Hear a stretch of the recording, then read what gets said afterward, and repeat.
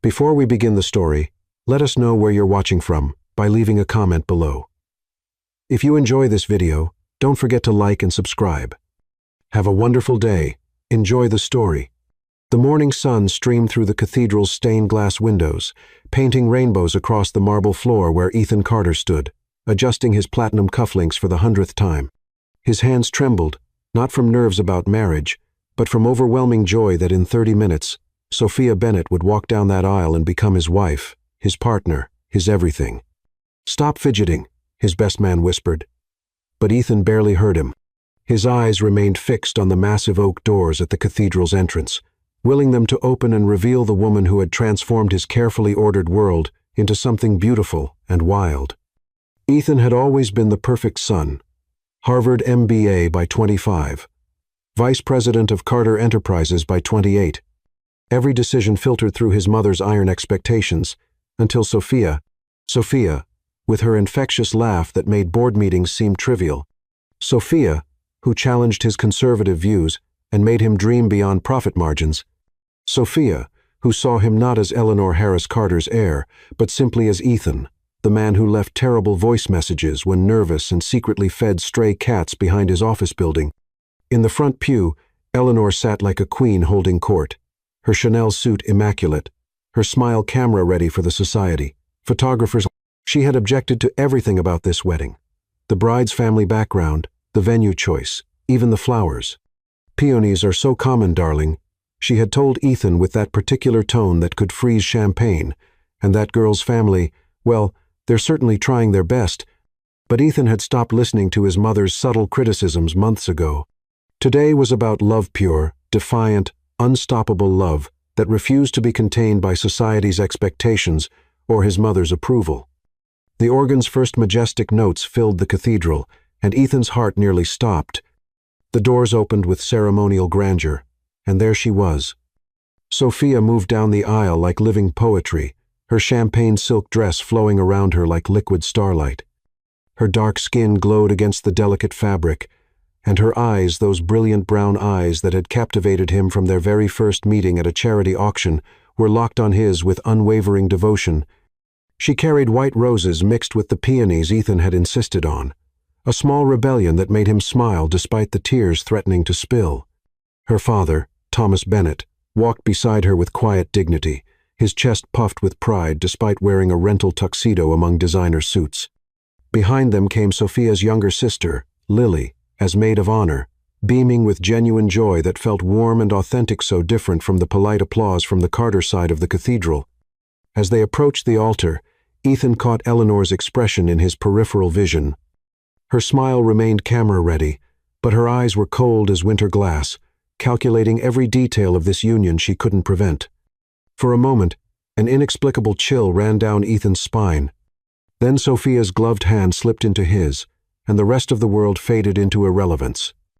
"You look," Ethan whispered, his voice catching with emotion, "like I'm about to marry the man of my dreams." Sophia finished, her eyes sparkling with mischief and profound love. Exactly like that. The ceremony passed in a blur of sacred promises and eternal vows. When asked to repeat after the minister, Ethan's voice rang clear and strong throughout the cathedral. "I, Ethan, take you, Sophia, to be my wife, to love you, protect you, and choose you every single day for the rest of my life, in front of all these people, and especially in front of those who doubt us. I promise that our love will be stronger than any storm that comes our way." Sophia's vows nearly undid him completely. "I, Sophia, take you, Ethan, not because it's expected or convenient, but because you see me, the real me. You make me braver, kinder, and more myself than I ever thought possible. I promise to love you, not just in the easy moments, but especially when loving you requires courage and faith." When they kissed as husband and wife, the cathedral erupted in thunderous applause, but all Ethan could hear was the wild beating of his own heart and Sophia's soft sigh of contentment against his lips. The reception at the Carter estate was a study in beautiful contrasts. The gardens were magnificent. Ethan had spared no expense on cascading lights, flowing champagne fountains, and a 12-piece orchestra that played everything from classical waltzes to contemporary love songs. But while the Bennett family laughed and danced with uninhibited joy, the Carter guests mingled with careful politeness, their conversations peppered with barely concealed whispers. "She's lovely, of course," Ethan overheard Mrs. Langley saying to another society matron, her voice carrying that particular brand of upper-class condescension. "But really, what do we know about her family background? I heard her father works with his hands."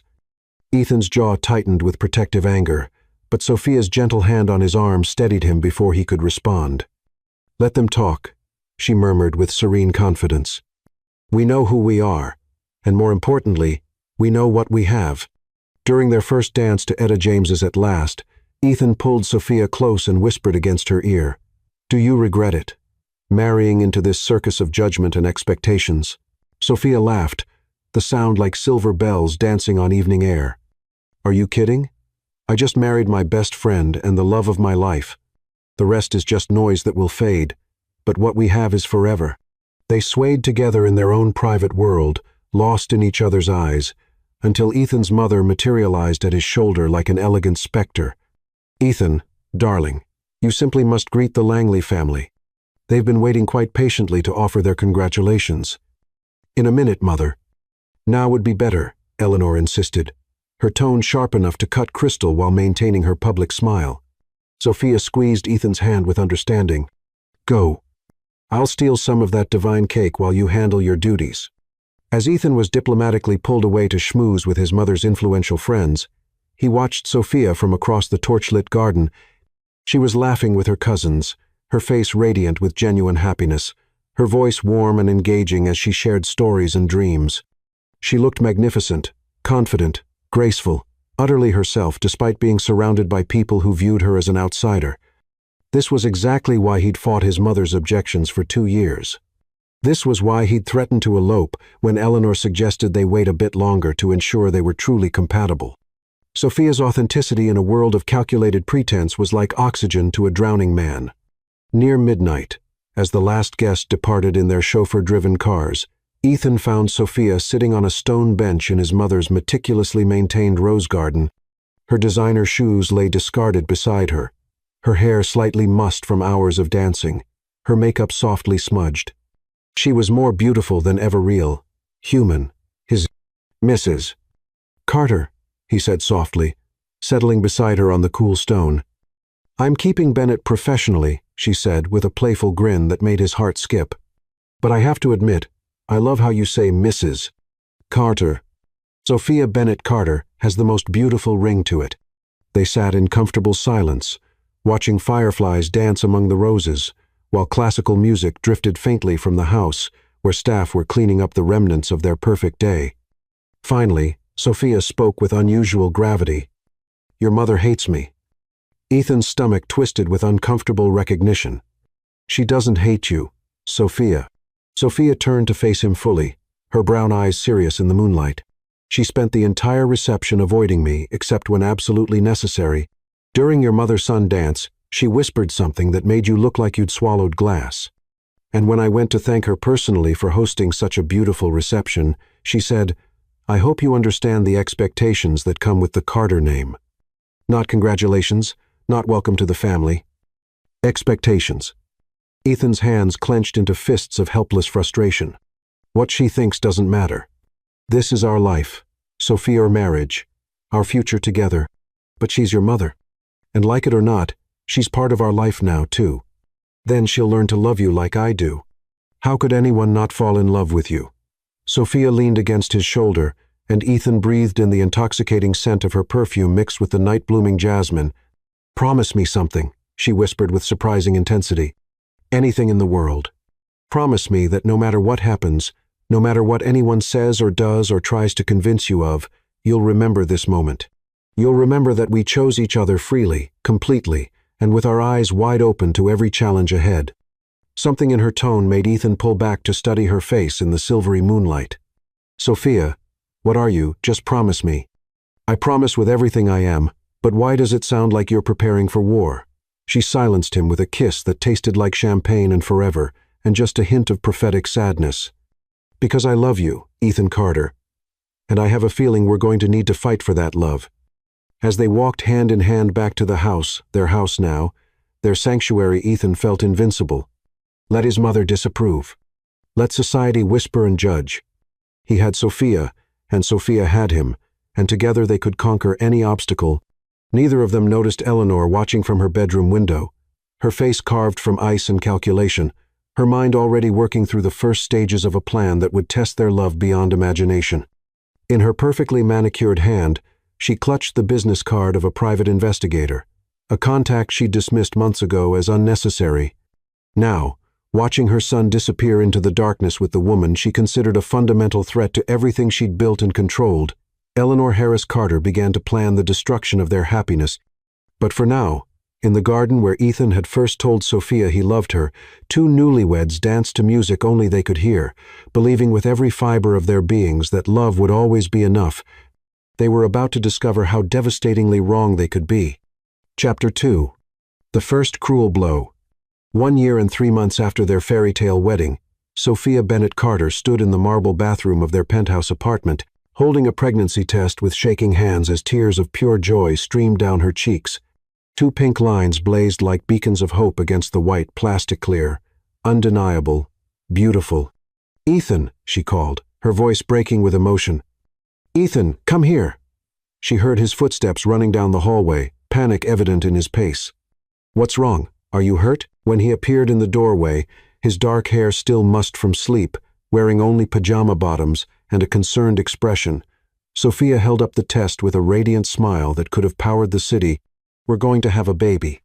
The silence that followed lasted only heartbeats, but it felt like eternity. Then Ethan's face transformed with wonder and disbelief before he swept her into his arms, spinning her around the bathroom until they were both dizzy with laughter and tears. "Are you sure? Is it real?" He whispered against her neck, his voice rough with emotion. 2 tests, both positive. "Oh, Ethan, we're going to be parents." They had been trying for 3 months, ever since their first wedding anniversary, when they decided they were ready to expand their family.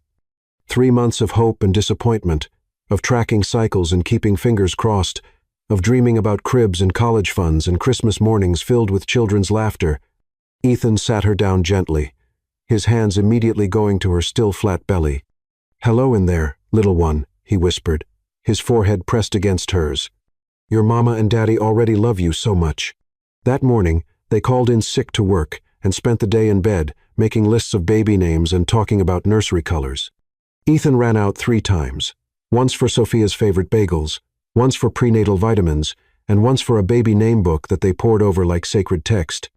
"If it's a girl, I love Ava," Sophia said, curled against Ethan's chest as afternoon sunlight streamed through their bedroom windows. "Ava Carter." "It's perfect." Ethan's fingers traced gentle circles on her stomach. "And if it's a boy, your grandfather's name was Henry, right? Henry Carter?"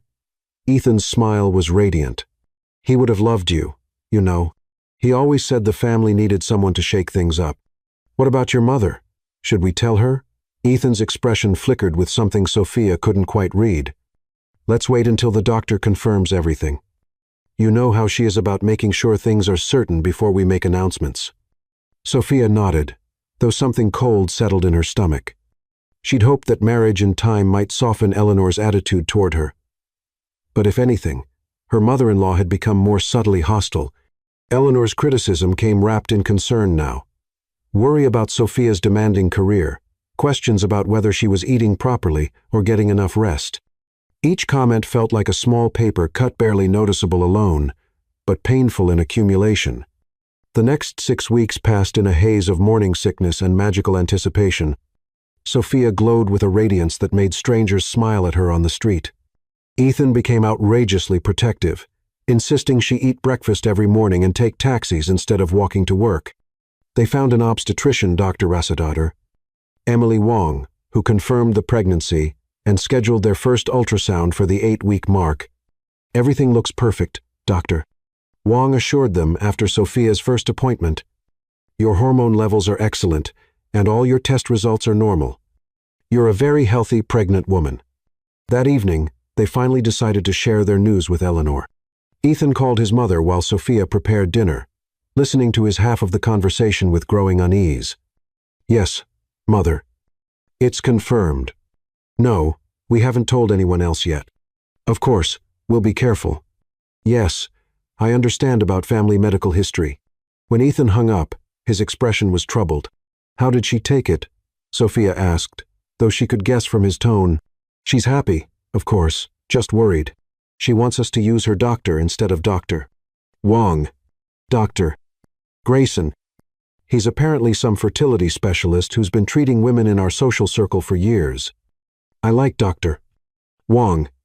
I know. I told her that, but Mother insists Dr. Grayson is the best, and she's making appointments for second opinions and genetic counseling. Ethan rubbed his temples. She just wants to make sure everything is perfect. Sophia felt that familiar chill whenever Eleanor involved herself in their lives, but she pushed it aside. This was their baby, their joy. Nothing could touch that. 3 days later, Sophia woke to cramping that felt different from the usual pregnancy discomfort. She tried to ignore it, attributing the pain to stress from a big presentation at work. But when she went to the bathroom that afternoon and saw blood, her world tilted off its axis. No, no, no, she whispered, staring at the unmistakable evidence that something was wrong. Please, no. The emergency room visit was a nightmare of fluorescent lights and clinical coldness. Dr. Wong met them there, her expression grave as she performed an ultrasound that showed only an empty gestational sac where their baby should have been growing. I'm so sorry, Doctor, Wong said gently. You've experienced what we call a missed miscarriage. The pregnancy stopped developing around 6 weeks, but your body didn't recognize the loss immediately. Sophia heard the words through a fog of devastating grief. Ethan's hand gripped hers tightly, but the physical pain was nothing compared to the agony in her chest. But the tests were positive. Everything seemed fine, she whispered. Sometimes these things happen without explanation. About 15 to 20% of known pregnancies end in miscarriage, usually due to chromosomal abnormalities that are completely random. They scheduled a D and C procedure for the following day. Sophia went through the motions, signing forms, listening to instructions, nodding at explanations. But inside, she felt hollow and broken. That night, as she lay in Ethan's arms while he whispered words of comfort and love, neither of them noticed the black sedan parked across from their building, or the figure inside, making careful notes about their comings and goings.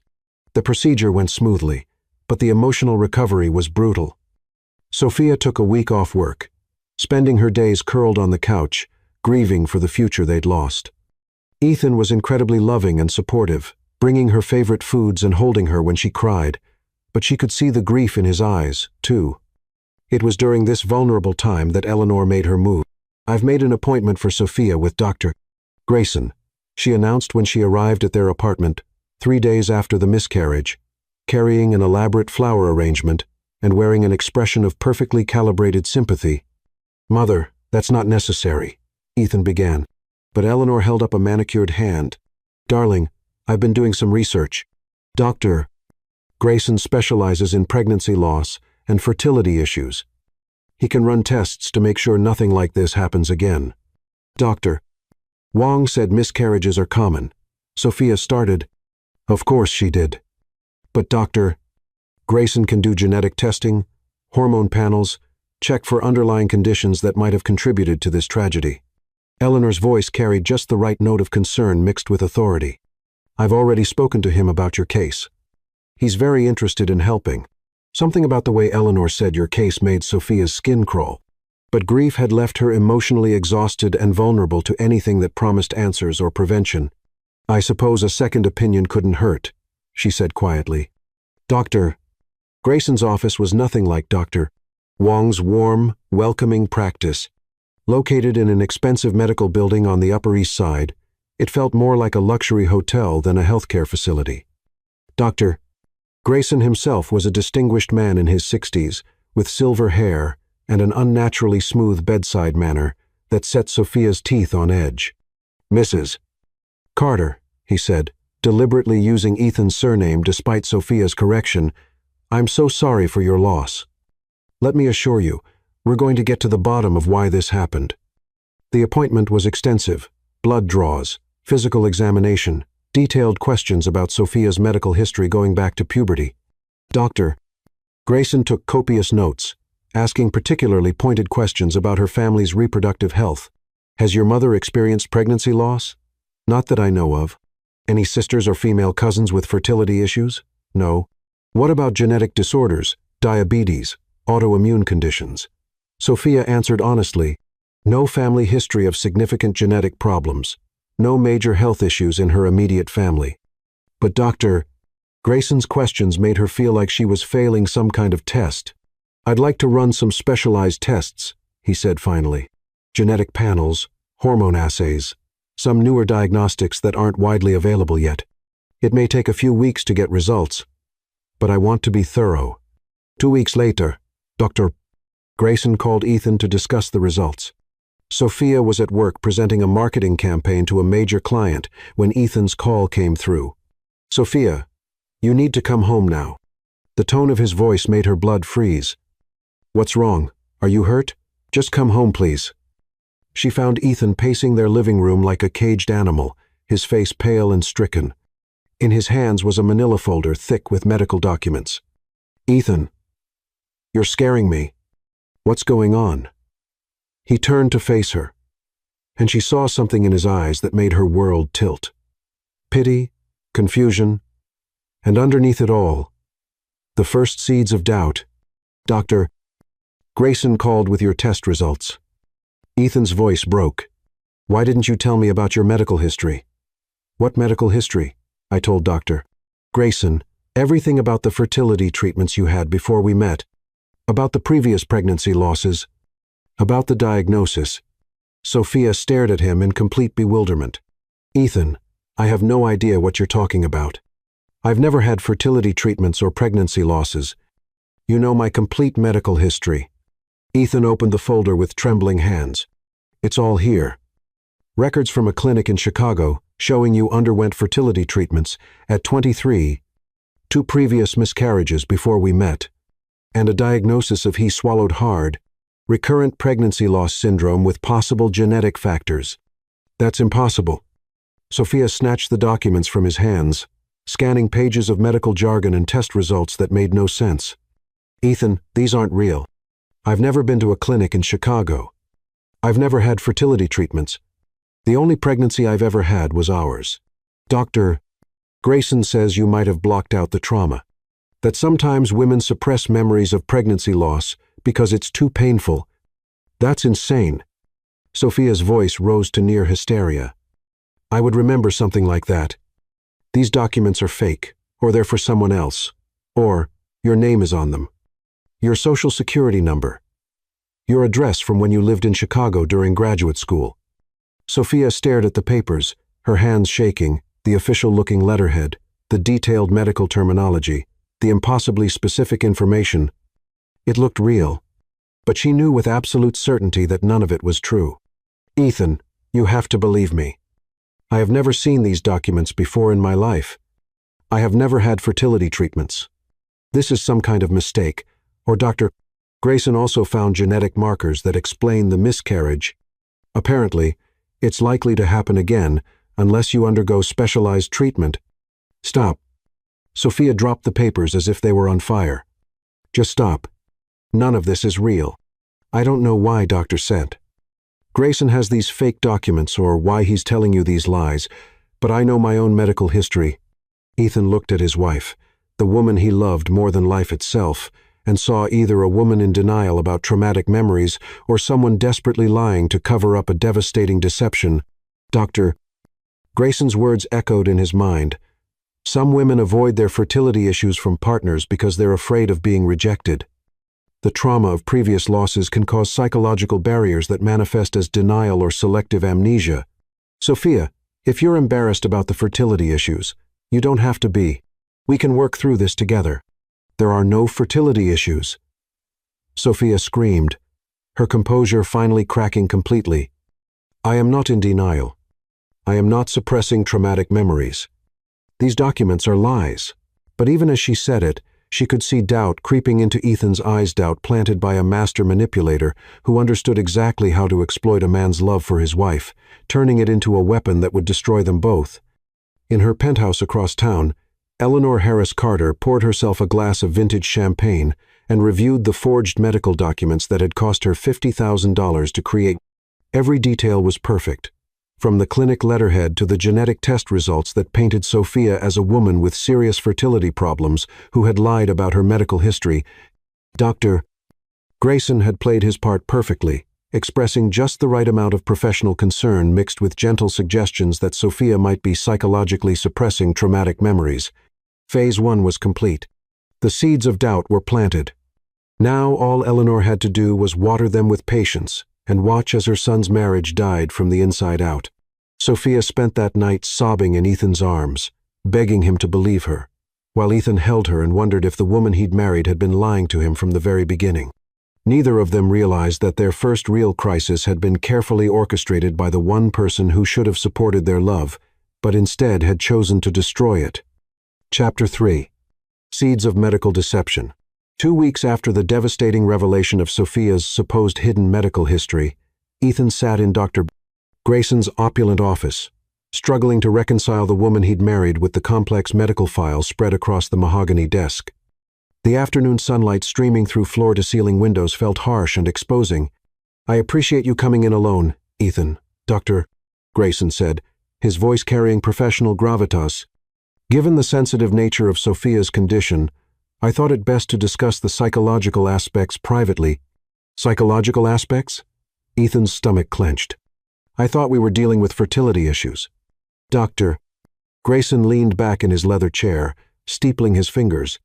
"The two are more connected than most people realize. Sophia's medical history shows a pattern I've seen before: repeated pregnancy loss followed by psychological displacement." "I don't understand." "When a woman experiences multiple miscarriages, the trauma can manifest in dangerous ways. Some women develop what we call phantom pregnancy syndrome, the ability to convince themselves they're pregnant when they're not." Ethan felt the room grow cold. "Phantom pregnancy?" Women who desperately want children but have experienced repeated loss sometimes develop the psychological ability to manufacture pregnancy symptoms. The mind is incredibly powerful when driven by desperate need. Dr. Grayson opened a medical journal and turned it toward Ethan. "This study shows the pattern clearly. Women with recurrent pregnancy loss can develop elaborate methods to produce false positive pregnancy tests." Ethan's hands shook as he stared at the clinical study. "Are you saying Sophia faked being pregnant?" "Not consciously. That's what makes this condition so tragic. The woman truly believes she's pregnant. Her body may even manifest symptoms: missed periods, nausea, breast tenderness. It's a psychological defense mechanism against trauma." "But Dr. Wong confirmed the pregnancy. The ultrasound showed a gestational sac." "Yes, but no fatal heartbeat, no actual embryo." Sophia's body attempted to create a pregnancy that was never viable. Combined with her psychological need to be pregnant, she interpreted early signs as confirmation when the reality was quite different. Dr. Grayson pulled out another file. "I've been researching Sophia's case extensively. The pattern is textbook: early fertility trauma, hidden medical history, and now this pseudocesis episode." "I'm afraid so." "And Ethan, women with this condition often become increasingly desperate. The episodes can become more frequent, more elaborate. They may go to great lengths to convince their partners that their phantom pregnancies are real." Ethan stared at the documents, his world tilting. "What do I do?" "Approach this with compassion. Sophia isn't lying maliciously. She genuinely believes her mind's fabrications, but she needs psychiatric intervention, possibly medication to regulate her hormones and psychological state. She'll never agree to see a psychiatrist. That's part of the condition. Denial is a core component. Women with pseudocesis often become hostile when confronted with reality." Dr. Grayson leaned forward. "Ethan, some women with this condition have been known to fake elaborate pregnancies lasting months. Others have attempted to steal infants from hospitals. Sophia needs help before this escalates." "You think she could become dangerous?" "I think she needs professional help immediately, and you need to be prepared for another pregnancy soon. The condition tends to cycle." Ethan left Dr. Grayson's office clutching medical studies about pseudocyesis and a list of recommended psychiatrists. The walk home felt like a journey through quicksand. Sophia was in their kitchen when he arrived, humming softly as she prepared dinner. She looked beautiful and normal, which somehow made everything worse. "How was your appointment?" she asked without looking up. "Fine," Ethan lied, sliding the folder under mail before she could see it. "Did he say anything about when we might try again?" The question felt loaded with hidden meaning. Was she already planning her next episode? "He thinks we should wait. Let your body recover completely." That night, as Sophia slept peacefully beside him, Ethan lay awake reading the medical studies. Each case seemed to describe his wife with horrifying accuracy. Intelligent, successful women who developed elaborate pregnancy fantasies as coping mechanisms. 2 months passed in uneasy peace. Sophia threw herself into work, accepting a promotion requiring longer hours. Ethan told himself this was healthy, a sign she was moving past the pregnancy loss. Then came the morning that shattered his fragile hope. Ethan woke to find Sophia sitting on their bed, holding something with pure radiance on her face. His blood ran cold before she turned to show him 3 pregnancy tests, all positive. "Ethan," she whispered, tears streaming, "it happened again. We're having a baby." The joy in her voice was heartbreaking in its sincerity. Looking at her glowing face, Ethan felt his world split in two. Half of him wanted to celebrate this miracle. The other half, poisoned by weeks of medical studies and Dr. Grayson's warnings, saw only a woman in the grip of another psychological episode. "Are you sure?" he managed. "I took 3 tests. They're all positive." Sophia's smile was radiant, trusting. "I know we said we'd wait, but it just happened naturally." Ethan looked at the pregnancy tests, remembering Dr. Grayson's words about false positives and hormone manipulation. "We should see Dr. Grayson right away. I'd rather see Dr. Wong again. Dr. Grayson specializes in cases like yours. He'll know exactly what to look for." Something flickered across Sophia's face, confusion or hurt. "Cases like mine? What's that supposed to mean?" "Nothing. After the miscarriage, he's familiar with your situation." Sophia studied his face. "You don't believe me?" "Of course I believe you." "No, you don't. You think I'm making this up?" She stopped, eyes widening with understanding. "That's it, isn't it? Dr. Grayson told you something." "What did he say?" Ethan felt trapped between love for Sophia and medical evidence, suggesting she was suffering from a serious psychological condition. "He's concerned about your mental state after the miscarriage." The silence was deafening. Sophia stared at him as if he'd slapped her, the pregnancy tests falling from her trembling hands. "You think I'm insane?" "I think you're hurting and maybe not thinking clearly." "You think I'm faking this pregnancy?" "Dr. Grayson showed me studies about women who develop phantom pregnancies after loss. It's a real condition, Sophia. It doesn't make you crazy, but it means you need help." Sophia stood slowly, her face cycling through emotions: hurt, anger, disbelief, and finally cold fury. "Get out, Ethan." "Sophia, get out," she screamed. "Get out of our bedroom and don't come back until you remember that I'm your wife, not some psychiatric case study." Ethan gathered his clothes with shaking hands. As he closed the door behind him, he thought he heard her whisper, "I'm pregnant. I'm really pregnant. Why won't you believe me?" Sophia spent that day taking pregnancy test after pregnancy test, each confirming what her body knew. She was carrying Ethan's child, but with each positive result, the doubt Ethan had planted grew stronger. By evening, Sophia had convinced herself to make an appointment with Dr. Wong for confirmation. But when she called, she was told her medical records had been transferred to Dr. Grayson at her family's request. Sophia hung up with trembling hands, finally understanding she was trapped in a web she couldn't see, fighting an enemy who knew exactly how to use her husband's love against her. The war for her marriage and her sanity had officially begun.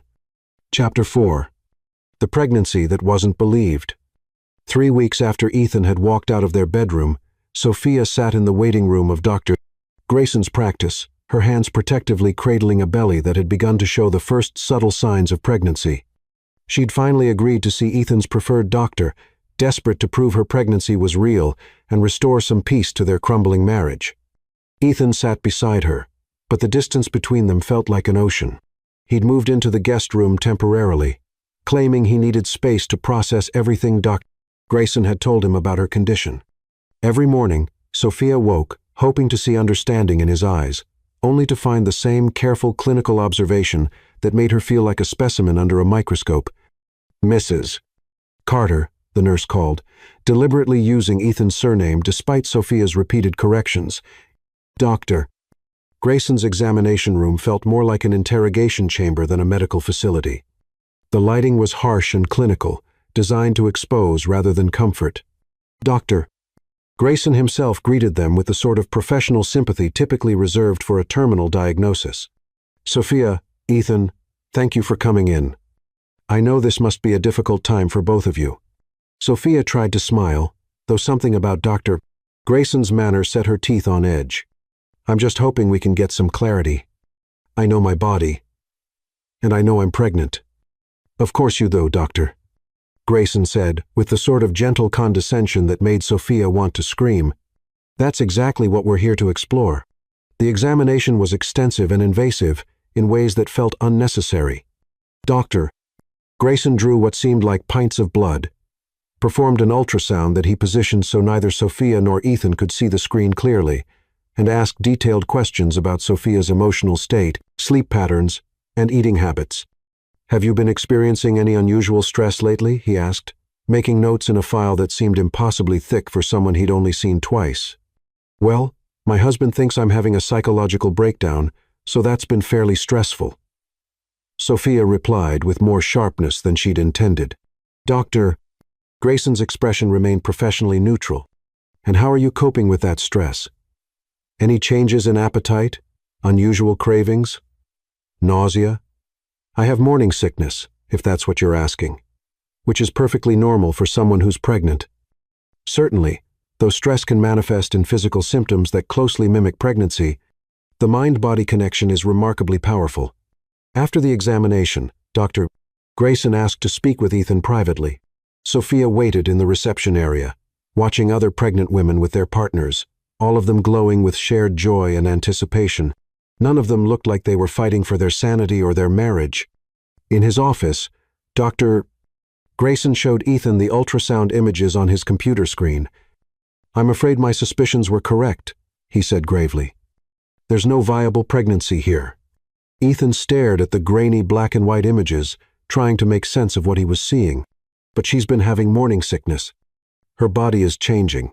All perfectly explicable by the condition I described. Look here. Doctor. Grayson pointed to areas on the ultrasound that meant nothing to Ethan. This is Sophia's uterus. As you can see, it's completely empty. No gestational sac, no fetal development, nothing that would indicate pregnancy. Then why are the pregnancy tests positive? Doctor. Grayson pulled out a vial of Sophia's blood. We ran comprehensive hormone panels.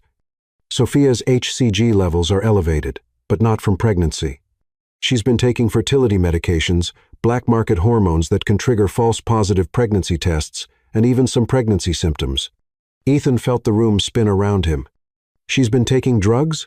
I found traces of clomiphene and injectable HCG in her system. These are powerful fertility drugs that shouldn't be taken without medical supervision. They can cause exactly the symptoms Sophia's experiencing: nausea, breast tenderness, even missed periods and weight gain. Where would she get those drugs? The internet, unfortunately. There's a thriving black market for fertility medications. Women desperate to get pregnant sometimes resort to self-medication, not understanding the psychological and physical risks. Doctor. Grayson opened another file. I also had a colleague of mine, Dr. Margaret Evans, a reproductive psychiatrist, review Sophia's case based on my notes. Her assessment is quite concerning. He handed Ethan a document with official letterhead from a psychiatric practice. The evaluation, supposedly based on Dr. Grayson's observations and Sophia's medical history, painted a devastating picture of a woman suffering from severe psychological disturbance related to reproductive trauma.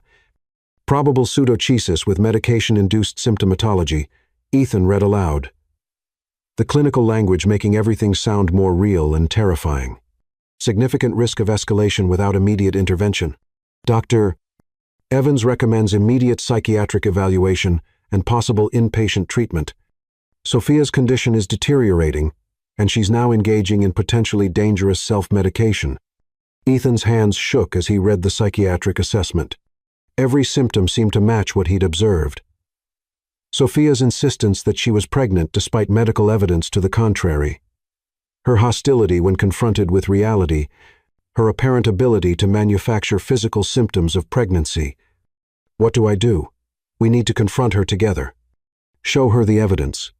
Make it clear that she needs professional help before this escalates further.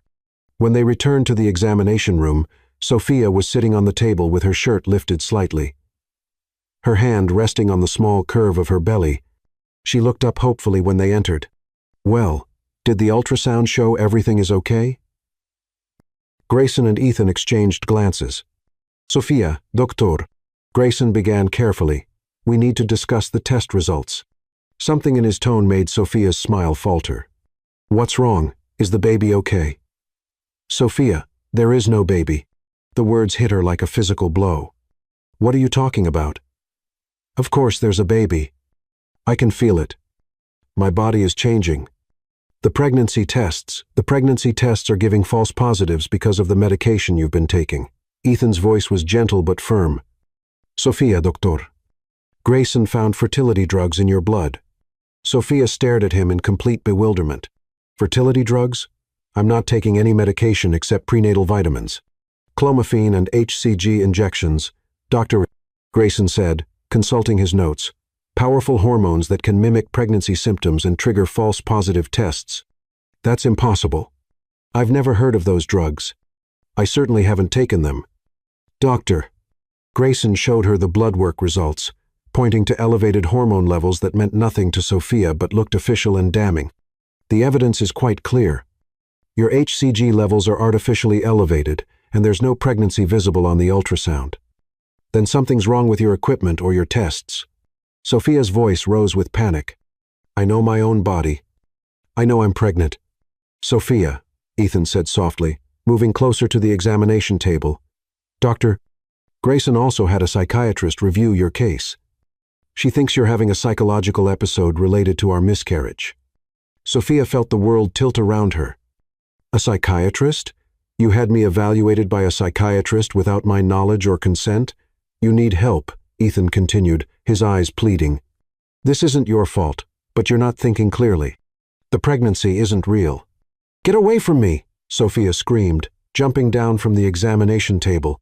Both of you. I don't know what sick game you're playing, but I am pregnant. These tests are wrong or fake, or someone is lying. Sophia, please, doctor. Grayson interrupted with professional calm. I understand this is difficult to accept, but denial is a common symptom of your condition. The sooner we get you proper treatment, I don't have a condition. I'm pregnant with my husband's child, and if you can't see that on your ultrasound, then you're either incompetent or lying. Sophia grabbed her purse and headed for the door, but Ethan caught her arm. Sophia, wait. We can work through this together. She turned to face him, and Ethan was shocked by the raw anguish in her eyes. You really believe them? You actually think I'm making this up? I think you're sick. I think you need help. But I love you, and we can get through this. I'm not sick. And I'm not crazy. I'm pregnant, Ethan. I'm carrying our children. Children? Doctor.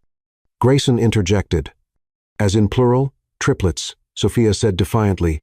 I'm pregnant with triplets. I can feel them moving. The silence that followed was deafening. Ethan and Doctor.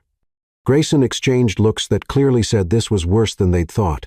Sophia, Doctor, Grayson said gently, at this stage of pregnancy, fetal movement wouldn't be detectable yet. What you're feeling is likely intestinal gas or muscle spasms caused by the hormonal medication. You're wrong. You're all wrong. Sophia's voice broke with the weight of her isolation. I don't know why you're doing this to me, but I know what I know. She left the office in tears, Ethan calling after her, but she didn't stop. She couldn't face the man who'd promised to love and protect her, but now looked at her like she was mentally ill. At home, Sophia stood in front of their bedroom mirror, studying her reflection. Her breasts were tender and full. Her belly had begun to curve outward, and she felt the familiar fatigue of early pregnancy. Every physical sign confirmed what she knew to be true. But doubt, like poison, had begun to seep into her certainty. Could she be wrong? Could grief have broken her mind so completely that she was imagining an entire pregnancy? She called her sister Lily, desperate for someone to believe her. "Lily, I need you to tell me the truth. Do I look pregnant to you?" "Sophia, what kind of question is that? Of course you look pregnant. You're glowing. Your face is fuller, and you definitely have a little bump. Why would you ask me that? Ethan thinks I'm having a psychological breakdown. His mother's doctor says I'm not really pregnant. That's insane. I can see you're pregnant.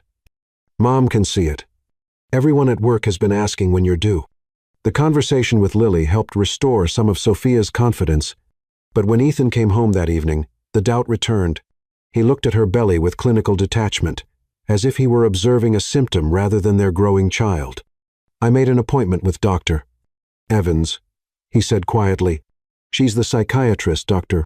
Grayson recommended." "I'm not seeing a psychiatrist. Sophia, please, just one appointment.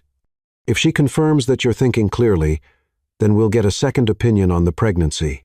And if she thinks I need help, then what? You'll have me committed?" Ethan's silence was answer enough. Over the following weeks, Sophia's belly continued to grow. But Ethan became increasingly convinced that he was watching his wife's psychological condition deteriorate. Dr. Grayson provided a steady stream of evidence: blood tests showing artificially elevated hormones, psychiatric evaluations describing progressive delusion, even security camera footage that supposedly showed Sophia purchasing fertility drugs online. Each piece of evidence was carefully crafted lies, but to Ethan, consumed with worry and manipulated by experts, it painted a devastating picture of his wife's mental breakdown. Sophia, meanwhile, felt increasingly isolated and desperate. Her own doctor's records had been transferred to Dr. Grayson, making it impossible to get independent confirmation of her pregnancy. Friends and family saw her obvious pregnancy symptoms, but Ethan's doubt was so pervasive that she began to question her own perceptions. The breaking point came when Sophia, now clearly showing at 4 months pregnant, tried to take Ethan's hand and place it on her belly so he could feel the babies moving. "Ethan, please, just touch my belly. Feel how hard it is, how much it's grown. Feel them moving." Ethan looked at his wife's rounded stomach, which Dr. Grayson had explained was bloating and weight gain caused by hormonal medication and psychological stress, and felt only pity for her deteriorating condition. "Sophia, what I feel doesn't matter. The ultrasounds show no pregnancy. The blood work shows artificial hormones. The psychiatrist says you're having an elaborate delusion. Then they're all lying. Or maybe someone is paying them to lie." Sophia's desperation made her sound paranoid, which only confirmed Ethan's worst fears about her mental state. "Who would do that? Why would anyone want to convince you that you're not pregnant?" Sophia looked at her husband, the man who'd once promised to trust her always, and realized with devastating clarity that she'd lost him completely. Eleanor's manipulation was so thorough, so expertly executed, that Ethan couldn't see the truth even when it was growing visibly before his eyes. "Your mother," she whispered. "Don't be ridiculous. Mother wants grandchildren more than anyone." But as Sophia said it, she knew with bone-deep certainty that she was right. Somehow, Eleanor Harris Carter had orchestrated this entire nightmare, turning Sophia's pregnancy into evidence of mental illness and weaponizing Ethan's love against their marriage. The question was, how could she prove it before Ethan destroyed their family completely? That night, as Ethan slept in the guest room and Sophia lay alone in their bed with her hands on her growing belly, she felt her 3 children moving and made them a promise. "I don't know how, but I'm going to protect you. No matter what your father believes, no matter what lies they tell, I will not let them take you away from me." But even as she whispered those words, Sophia knew that the war for her family was only beginning, and she was fighting an enemy who held all the weapons while her greatest ally, her husband, had been turned against her. In her penthouse, Eleanor Harris Carter reviewed Dr. Grayson's latest report with satisfaction. Ethan was completely convinced of Sophia's psychological instability, and Sophia was becoming increasingly isolated and desperate, exactly as planned. Soon, it would be time for the final phase, having Sophia committed to a psychiatric facility where she could safely give birth to the children Eleanor would raise as her own. While Ethan mourned the wife he believed he'd lost to mental illness, The trap was almost complete. Chapter 5. When Love Becomes Disbelief. The intervention was scheduled for a Tuesday morning in November, when Sophia was 5 months pregnant and showing so obviously that strangers on the street smiled and asked about her due date. But the three people sitting in their living room, Ethan, Dr. Grayson, and Dr. Margaret Evans, the psychiatrist looked at her rounded belly and saw only evidence of psychological breakdown. Sophia, Doctor. Evans began, her voice carrying the professional gentleness reserved for the mentally unstable. We're here because we care about you and want to help you get better. Sophia looked around the room at the faces of people who claimed to love her but believed she was insane. Ethan sat rigid with anguish, dark circles under his eyes from weeks of sleepless nights. Dr.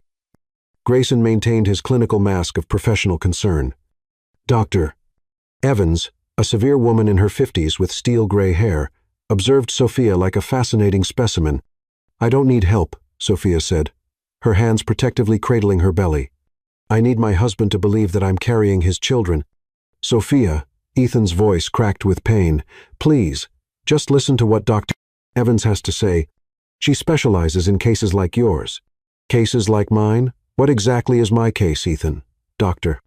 Evans consulted a thick file. You're suffering from pseudocyesis, false pregnancy, complicated by medication-induced hormonal imbalances, and developing paranoid ideation. Paranoid ideation? Your belief that people are conspiring against you, your insistence that medical evidence is fabricated, your growing hostility toward anyone who questions your delusion. Sophia felt rage and desperation roar in her chest. It's not a delusion. I'm pregnant. Look at me. She stood and pulled her sweater tight against her belly, showing the clear curve of pregnancy.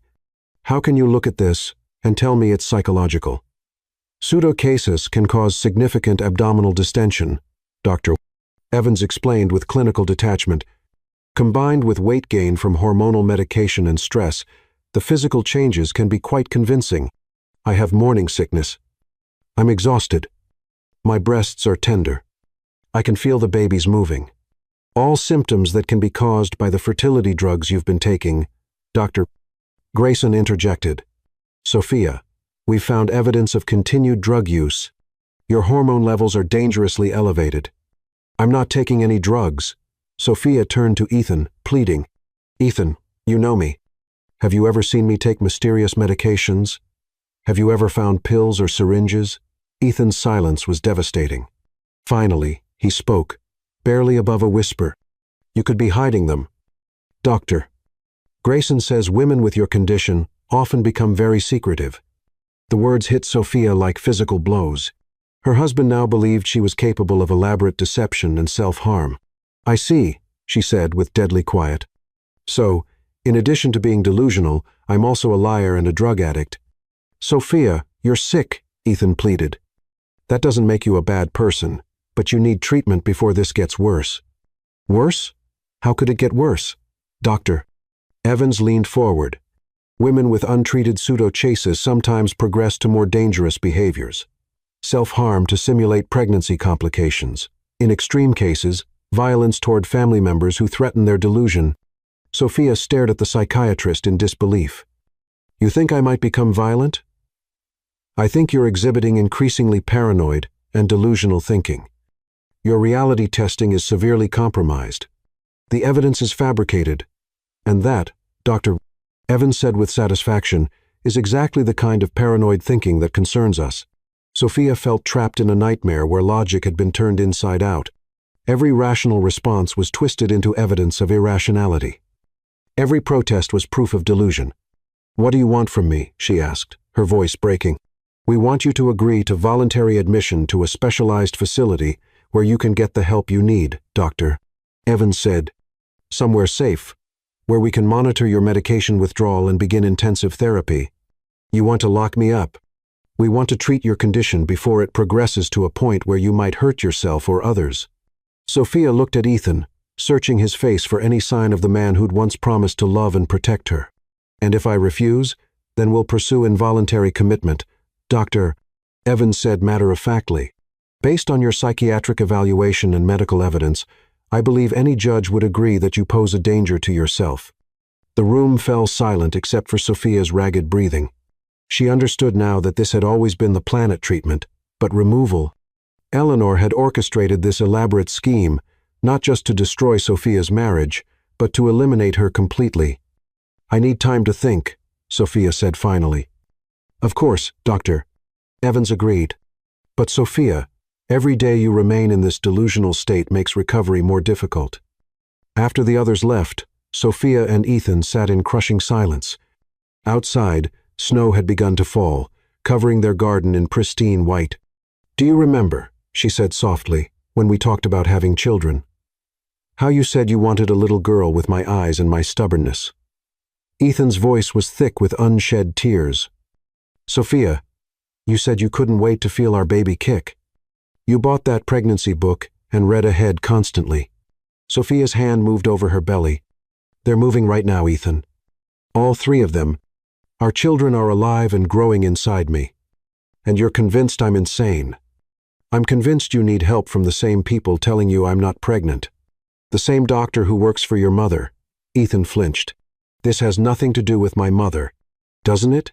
Isn't it convenient that I developed this mysterious condition right after we got married? Isn't it odd that your mother's doctor is the only one who can diagnose it? Now you're conspiracy theorizing about my mother." Sophia stood abruptly, her belly clearly visible. "I'm 5 months pregnant. I've gained 25 pounds. I have a pronounced belly. I haven't had a period in 5 months. Are you telling me all of this is psychological?" Ethan looked at his wife, and for a moment, doubt flickered in his eyes. She certainly appeared pregnant. But Dr. Grayson's explanations echoed in his mind. "The medical tests are wrong or fabricated." Sophia's voice broke. "I'm talking about the woman who has orchestrated this entire nightmare. My mother is not responsible for your mental breakdown." The words hung between them like a blade.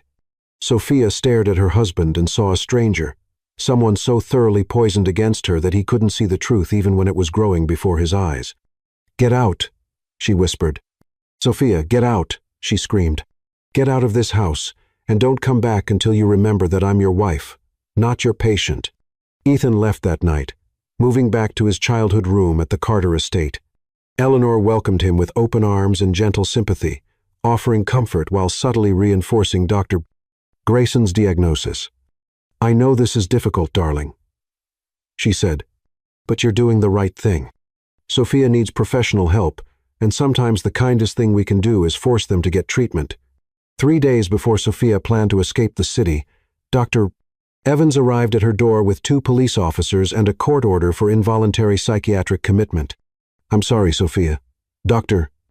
Evans said with false sympathy, "but your condition has deteriorated to the point where we can't allow you to remain unsupervised." As the officers gently but firmly escorted Sophia to the waiting ambulance, she caught sight of Ethan watching from a black sedan parked across the street. Their eyes met through the window, and she saw something that broke her heart completely: relief. At the psychiatric facility, Sophia was strip-searched, given institutional clothing, and placed in a room with padded walls. When she demanded an independent medical examination to prove her pregnancy, she was told such requests required approval from her attending physician, Dr. Grayson. 2 weeks into her confinement, Ethan came to visit. He sat across from her in the sterile visiting room, looking haggard and guilty. "How are you feeling?" he asked. Sophia, fighting through the psychiatric medication fog, looked at the man she'd once planned to grow old with. "I'm pregnant, Ethan. No matter what they've told you, I am carrying your children." "Sophia, please," she said quietly. "I forgive you. I forgive you for not believing me. I forgive you for having me committed. I even forgive you for choosing your mother over your wife. But I will never forgive you for abandoning our children." Ethan left that day and didn't return. 3 weeks later, his lawyer served Sophia with divorce papers while she sat in her padded room, 6 months pregnant and completely alone. The grounds for divorce: irreconcilable differences due to spouse's mental incapacity. Sophia signed the papers with a steady hand, her other hand resting on her belly where 3 babies grew despite the world's insistence that they didn't exist.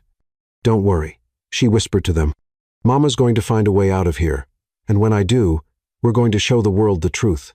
In her penthouse, Eleanor toasted her victory with champagne while reviewing the divorce decree.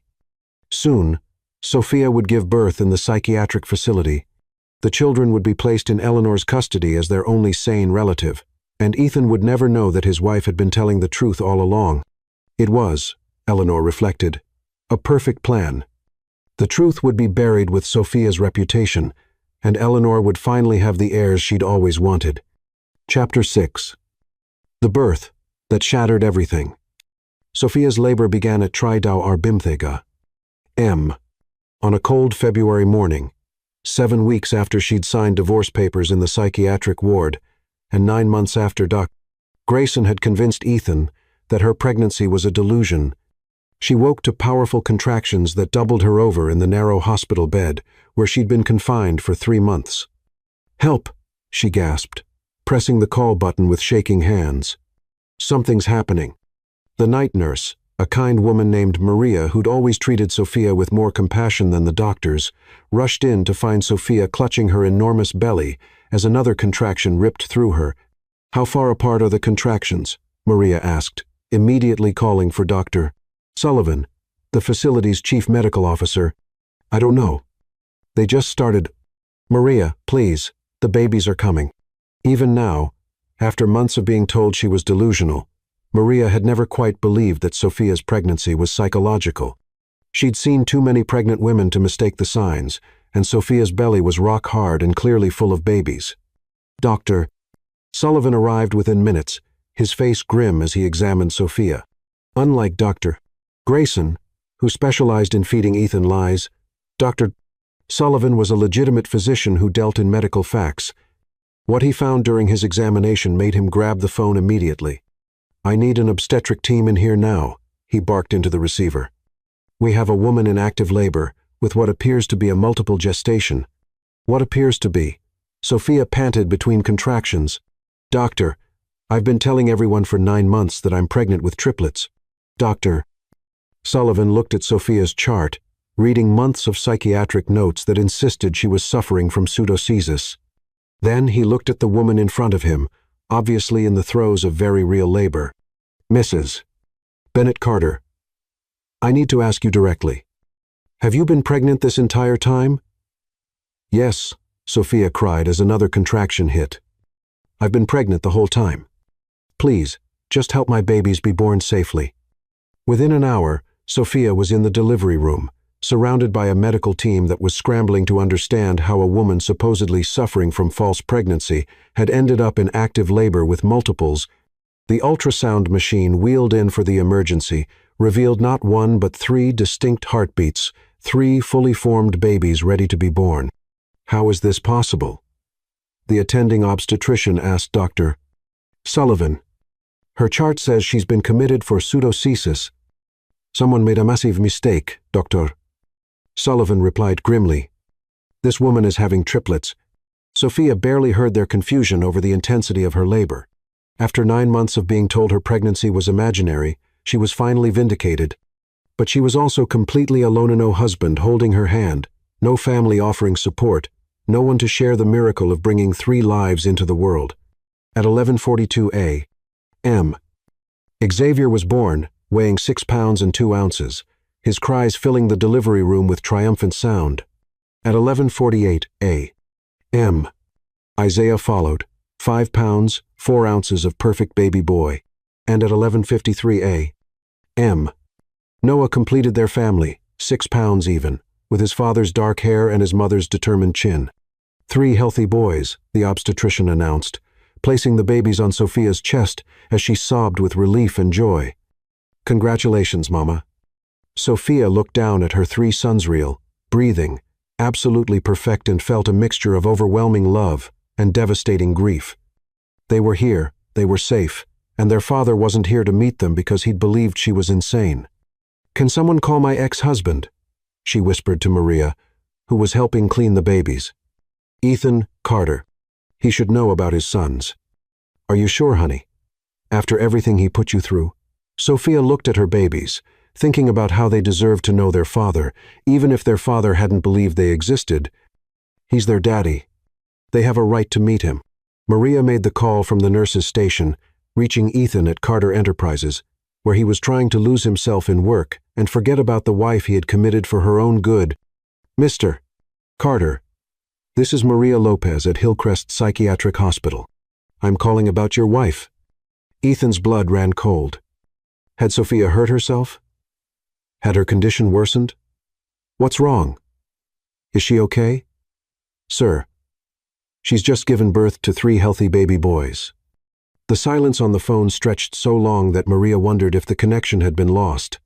"That's impossible," Ethan finally said. "Sophia wasn't pregnant. She's been committed for false pregnancy syndrome." "Mr. Carter, I'm holding one of your sons right now. Would you like to know his weight?" Ethan sat down heavily in his office chair, the room spinning around him. "You're saying she was actually pregnant?" 9 months and 2 days. 3 beautiful boys, Xavier, Isaiah, and Noah. She named them herself. Ethan hung up the phone and stared at nothing, his mind completely unable to process what he'd just heard. For 9 months, medical professionals had convinced him that his wife was delusional. For 9 months, he'd watched her belly grow and been told it was psychological swelling.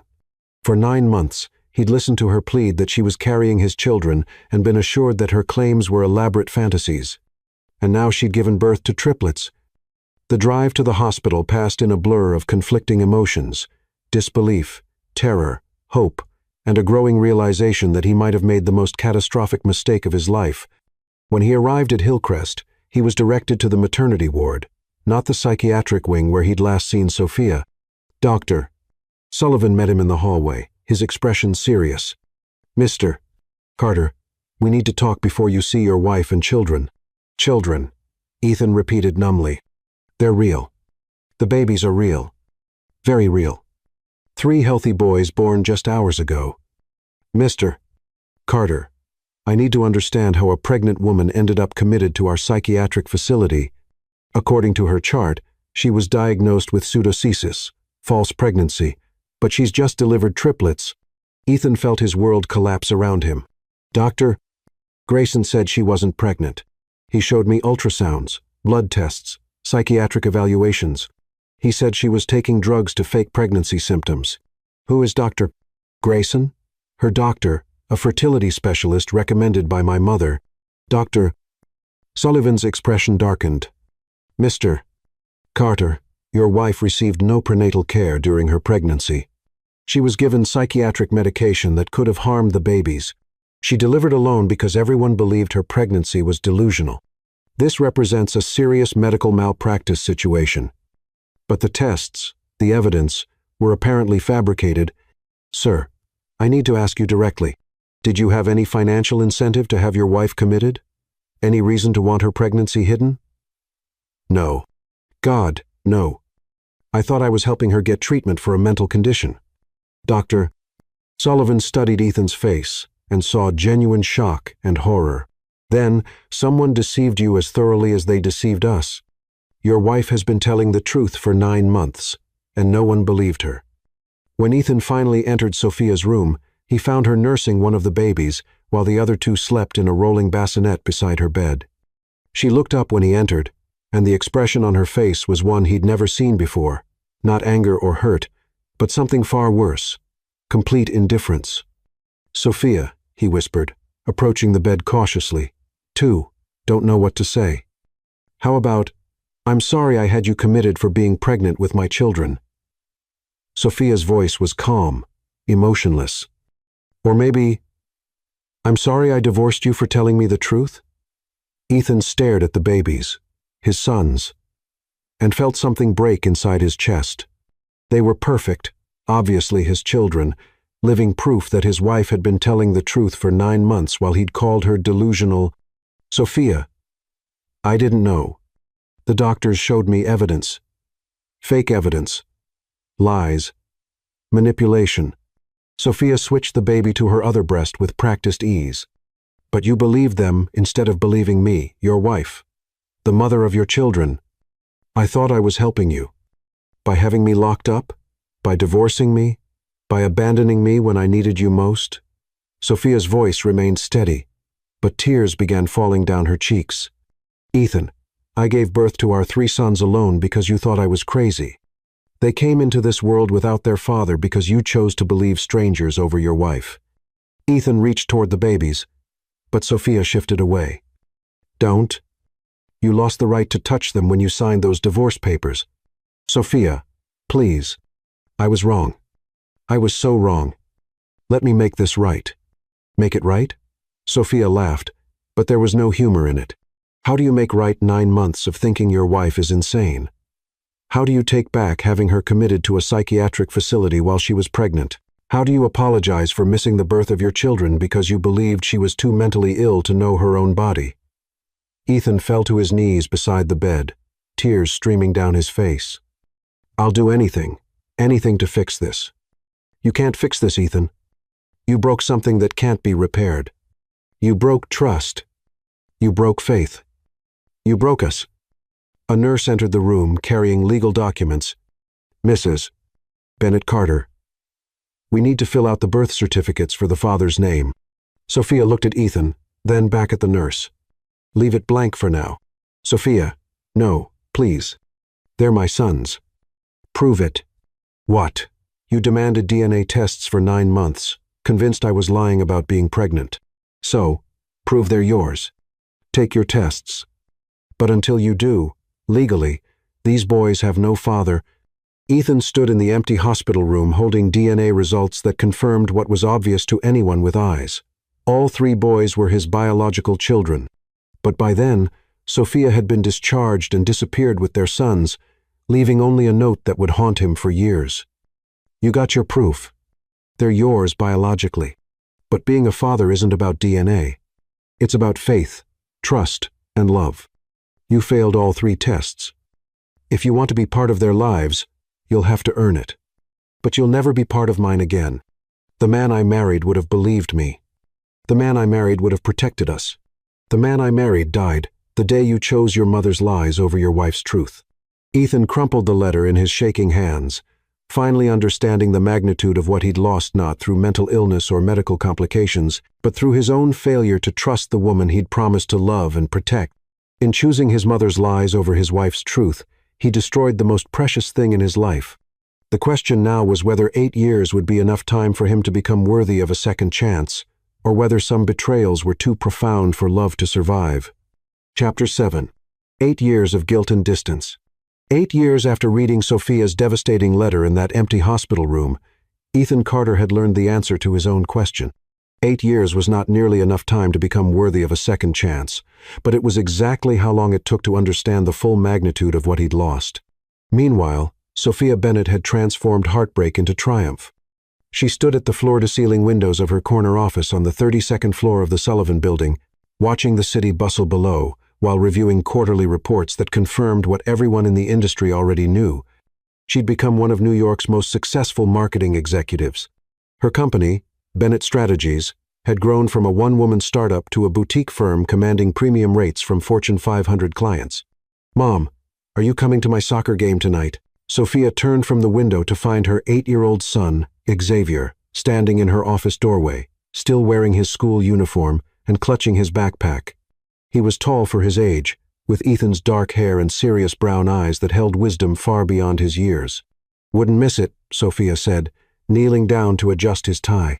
"Though I have to warn you, I might embarrass you by cheering too loudly." "You always embarrass us by cheering too loudly," Xavier said with a grin that transformed his serious face. "Isaiah says it's because you have to cheer for 3 kids instead of 1, so it comes out 3 times louder." Sophia laughed, pulling her eldest son into a hug. "Isaiah is very wise for an 8-year-old. Speaking of Isaiah, he's in the lobby practicing his science presentation. He made me promise to tell you it's about the molecular structure of happiness, and he needs you to be his test audience." And Noah, reading in the car, he finished his homework and moved on to that book about ancient Rome. Sophia shook her head in wonder. Her 3 sons were as different as night and day, but each brilliant in his own way.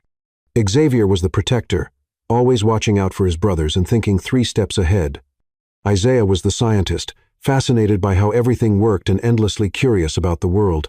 Noah was the philosopher, quiet and thoughtful, with an old soul that sometimes made Sophia wonder if he understood more about life than she did. As they rode the elevator down to the lobby, Xavier asked the question Sophia had been dreading. "Mom, Oliver asked me today why we don't have the same last name as our dad." Sophia's heart clenched. At 8, the boys were old enough to notice things, ask pointed questions, and demand real answers. "What did you tell him? That you kept your name when you got married?" But then he asked why Dad doesn't live with us, and I didn't know what to say. Sophia knelt down to meet Xavier's eyes. Over the years, she'd crafted careful explanations for her sons about their father, truthful, but age-appropriate.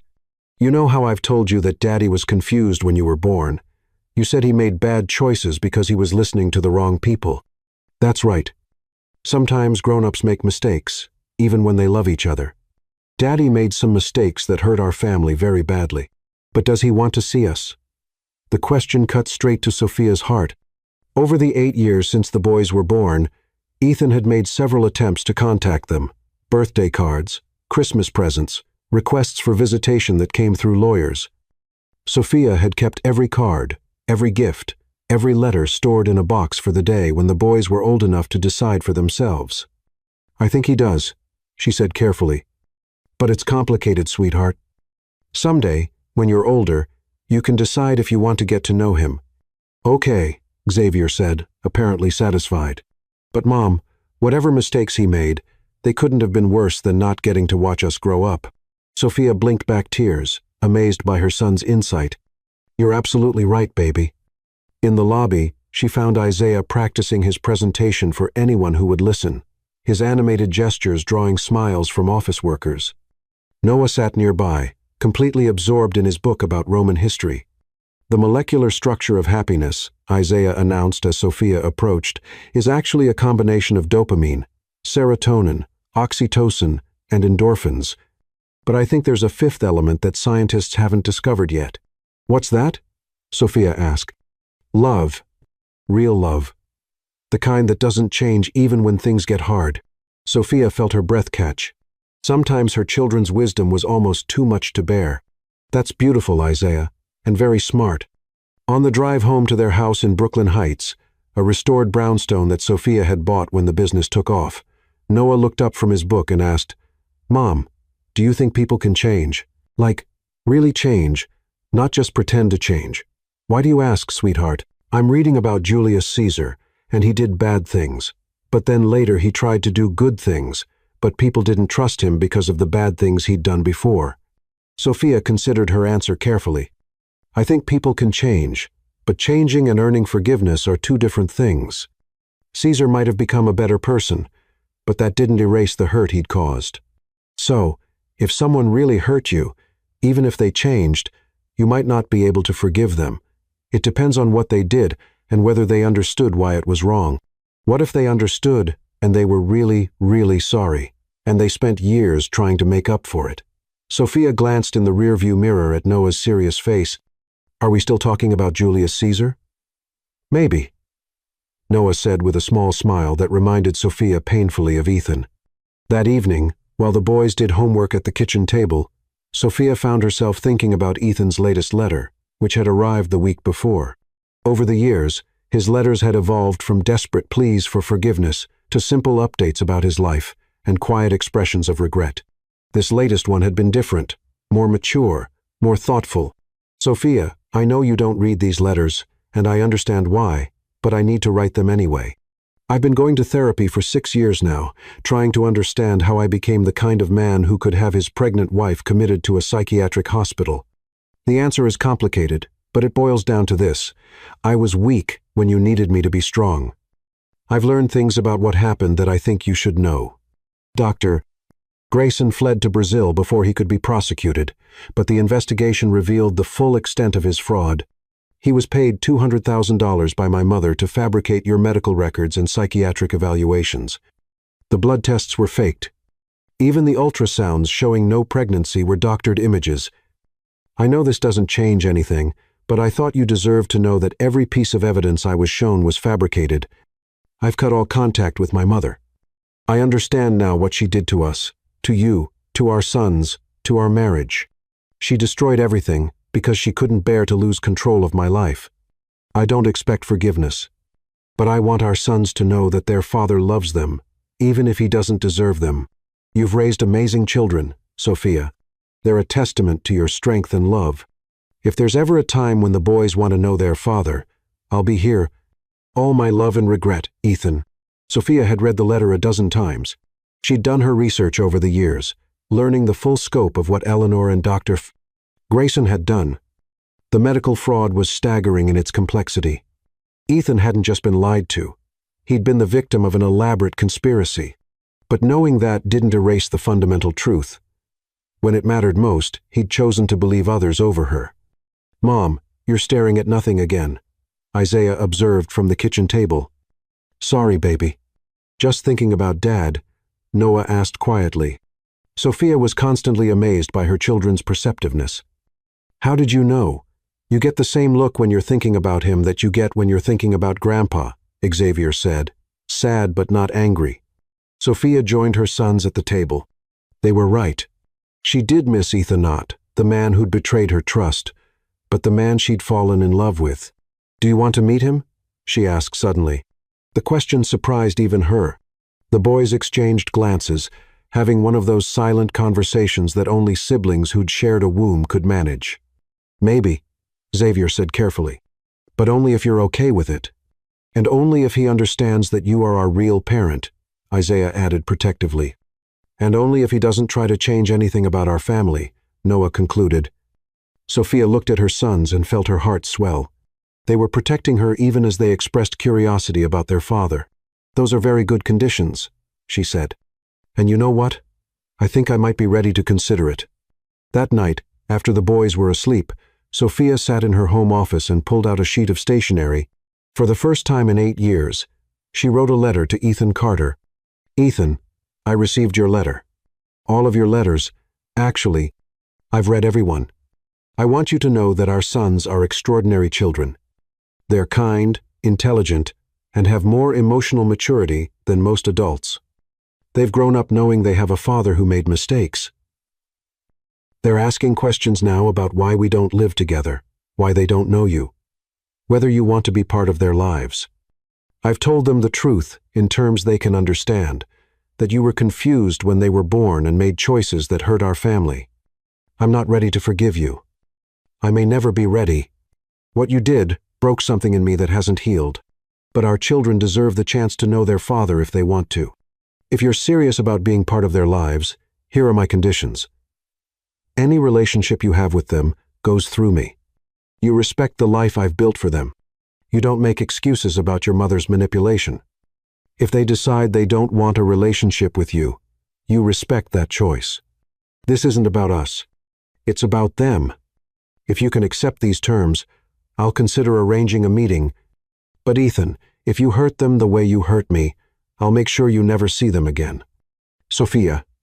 P.S. Xavier plays soccer and wants to be an engineer. Isaiah loves science and wants to cure diseases. Noah reads constantly and wants to be a historian. Sophia sealed the letter before she could change her mind, addressing it to Ethan's office at Carter Enterprises. Tomorrow she would mail it, and then she would wait to see if the man who'd once destroyed her faith and love had learned anything about being worthy of their children's trust. She had no idea that across town, Ethan sat in his empty penthouse apartment, surrounded by 8 years' worth of school photos, report cards, and birthday cards he'd never been allowed to give. On his desk was a letter he'd written but never sent, asking Sophia for exactly what she was about to offer him. A chance to know his sons. Neither of them knew that the next morning would bring a phone call that would change everything, forcing long-buried truths into the light and setting in motion the final chapter of their fractured love story. Chapter 8. When Truth Demands Its Due. The phone call that would change everything came at 2:47 a.m. The morning after Sophia had mailed her letter, as if fate had decided 8 years of separation was enough. Ethan woke to his phone, buzzing insistently on the nightstand, the caller ID showing Mercy General Hospital. "Mr. Carter, this is Dr. Elizabeth Nguyen from Mercy General.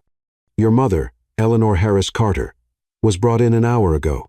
She's asking for you." Ethan sat up in bed, instantly alert despite the late hour. "What happened? Is she okay? She collapsed at a charity gala. We're running tests, but she's stable now. Mr. Carter, she's asked me to tell you that she needs to speak with you urgently. She says there are things you need to know, and she's quite insistent that it can't wait." 20 minutes later, Ethan stood outside his mother's hospital room, hesitating before entering. They hadn't spoken in 3 years, not since the day he'd learned the full extent of her manipulation and walked out of her life forever. But the woman lying in the hospital bed looked nothing like the formidable Eleanor Harris Carter who had orchestrated the destruction of his marriage. She appeared fragile, diminished, her perfectly styled hair mussed against the hospital pillows, her face pale without its usual armor of expensive makeup. When she saw him, tears immediately filled her eyes. "Ethan," she whispered. "You came. The hospital called. They said you were asking for me. I have cancer." The words hit him like a physical blow. "What are you talking about?" "Doctor, Wynne said you collapsed. Pancreatic cancer, stage 4. I've known for 2 months. The doctors say I have months, maybe a year with treatment. But Ethan, that's not why I called you here." Ethan sank into the chair beside her bed, his emotions a chaotic mixture of grief, anger, and confusion. Despite everything she'd done, she was still his mother. "I called you here because I might not have much time left and I can't live with these secrets anymore. You need to know the truth about what I did to Sophia. All of it. I already know what you did." "No," Eleanor said with surprising strength. "You know some of it. You know about Dr. Grayson and the forged medical records. But you don't know how extensive it was." Eleanor reached into the drawer of her hospital bedside table with trembling hands and pulled out a manila envelope. "I've been carrying this for 8 years, waiting for the courage to show you." She handed him the envelope, and Ethan's hands shook as he opened it. Inside were dozens of documents, financial records showing payments to Dr.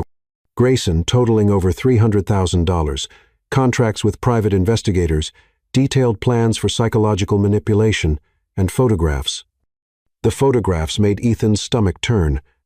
They showed Sophia during her pregnancy, taken with telephoto lenses from across streets and through windows pictures of her at doctor appointments, at work, buying maternity clothes.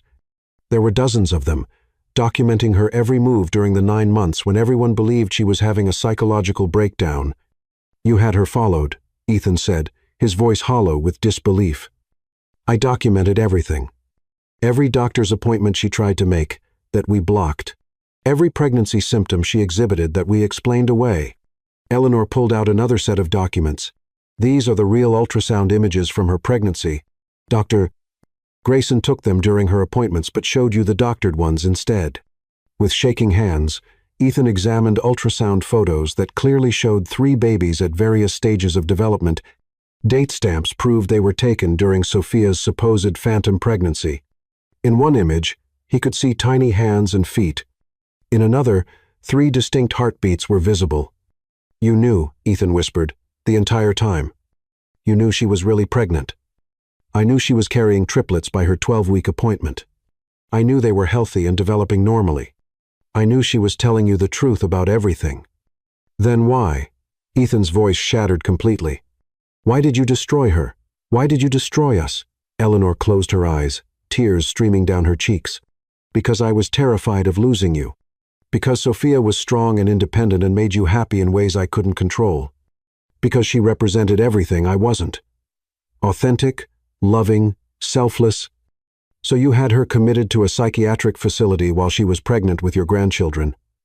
I convinced myself I was protecting you from making a mistake. But the truth is, I was jealous. I was a bitter, controlling woman who couldn't bear to see my son love someone more than he loved me." Ethan stared at the evidence of his mother's elaborate deception, each document a testament to the systematic destruction of his family. "Do you have any idea what you did? Sophia gave birth to our children alone because of you. My sons don't know their father exists because of you. I know. And Ethan, there's more." Eleanor reached for another folder, this one containing correspondence between her and Dr. Grayson.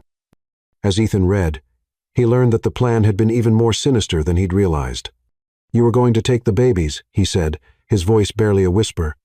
"After Sophia gave birth in the psychiatric facility, you were going to claim custody of them. Dr. Grayson was going to declare Sophia permanently, mentally incompetent. I would have been appointed guardian of the children as their only stable relative. You would have raised them thinking their mother was too sick to care for them. My God. Ethan stood abruptly, pacing to the window. You were going to steal my children and let Sophia rot in a mental institution. Yes. The simple acknowledgement hung between them like a death sentence. Ethan turned back to face his mother, seeing her clearly for perhaps the first time in his life. I'll never forgive you for what you did to them. Good, Eleanor said firmly. Don't forgive me. Use your anger to fuel your fight to win them back. Use your knowledge of the truth to become the man Sophia deserved to marry. Over the following weeks, Eleanor began cancer treatment, while Ethan processed the devastating truth about what she'd done to his family. The chemotherapy was brutal, but Eleanor endured it with grim determination, as if suffering was the only penance she could offer for her crimes. Ethan visited her once during treatment, bringing the briefcase full of evidence she'd given him. I'm going to tell Sophia everything, he said. She deserves to know the full scope of what you did to her. Yes, she does. Eleanor looked fragile and diminished in her hospital bed, but her voice was clear. And Ethan, when you do tell her, make sure she understands that you were my victim too. I manipulated you as thoroughly as I manipulated everyone else. That doesn't excuse what I chose to do. No, it doesn't. But maybe it explains why a man who loved his wife completely could be convinced to abandon her when she needed him most. Ethan stood to leave, then paused at the door. Mother, if you survive this cancer, what will you do? Eleanor was quiet for a long moment. I'll try to find a way to make amends to the children I never met, to the woman whose life I destroyed, to you for turning you into someone you never wanted to be. It might be too late for amends. I know, but I have to try. It's the only way I can live with what I've done. 6 months later, Eleanor's doctors delivered unexpected news. The cancer was in remission. The aggressive treatment had worked, giving her a reprieve she wasn't sure she deserved. As she sat in her empty penthouse, surrounded by the wealth and status that had once meant everything to her, Eleanor realized she had a choice. She could return to her old life, pretending the cancer scare had been a wake-up call that changed nothing. Or she could use whatever time she had left to try to repair some of the damage she'd caused. Looking at a photograph of 3 beautiful grandsons she'd never met, Eleanor made her decision. It was time to face the woman whose life she'd destroyed and offer the only thing she had left. The complete, devastating truth, and an apology that could never be adequate but might at least be genuine. But first, she had to give her son the chance to use that truth to fight for his family. Tomorrow she would call Ethan and tell him that Sophia's letter had arrived at his office, the letter that would give him the opportunity he'd been waiting 8 years to receive. The question was whether it was already too late, or whether love, tested by the cruelest betrayal imaginable, could find a way to heal wounds that had scarred 3 generations. Chapter 9. Earning love back one day at a time. Eleanor called Ethan the next morning, her voice shaky but determined. There's a letter waiting for you at your office, she said without preamble. From Sophia. Ethan, this might be your chance. 2 hours later, Ethan sat in his car outside Sophia's office building, having read Sophia's letter 3 times, a briefcase full of evidence on his passenger seat, and his mother's confession echoing in his mind. Through the lobby windows, he could see her meeting with clients, animated and confident, gesturing as she explained some marketing strategy. She looked successful, strong, completely self-sufficient, nothing like the broken woman he'd had committed 8 years ago.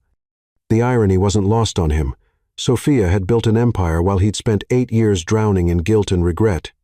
When Sophia finally emerged from the building at 6:30 p.m., Ethan got out of his car and approached her on the sidewalk. The moment she saw him, her expression went from tired satisfaction to cold weariness. What are you doing here, Ethan? I need to talk to you. I have things you need to see. No. Sophia stepped around him toward her car. I don't need to see anything from you. Sophia, please. My mother is dead, and she told me everything before she died. I have proof of what she did to you. Sophia stopped walking but didn't turn around. Proof of what I told you 8 years ago? Proof that I was pregnant with your children while you had me locked up? Proof that I was telling the truth when you called me delusional? Yes. I don't need your proof, Ethan. I lived through it. I know what happened to me. But you don't know the extent of it. You don't know how carefully orchestrated it was, how much money was involved, how detailed the planning was. Ethan moved to stand in front of her. Sophia, she had you followed. She documented your entire pregnancy. She knew you were carrying triplets and let me believe you were mentally ill. For just a moment, pain flickered across Sophia's face. Then her expression hardened again. Of course she did. I figured that out years ago. Your mother hated me from the day we met. What I never understood was how she convinced you to choose her over me. I was weak. Yes, you were. And knowing why doesn't change that fact. Sophia reached her car and turned to face him fully. Ethan, I'm glad you finally know the truth. I hope it helps you sleep better at night. But it doesn't change anything between us. What about our sons? Don't they deserve to know their father? Our sons deserve better than they got from you. But yes, someday they might want to meet you when they're ready, when I'm ready, but not because you ambushed me outside my office with guilt and apologies. Then tell me what I need to do. Sophia studied his face for a long moment. You want to know what you need to do? Prove that you've changed, not with words or explanations or evidence about your mother's manipulation. Prove it with actions. Show me that you're worthy of being in their lives. How? Figure it out, Ethan. If you can't understand what it means to earn trust through actions instead of demanding it through explanations, then you haven't learned anything at all. Sophia got in her car and drove away, leaving Ethan standing on the sidewalk with his briefcase full of evidence that suddenly felt meaningless. She was right.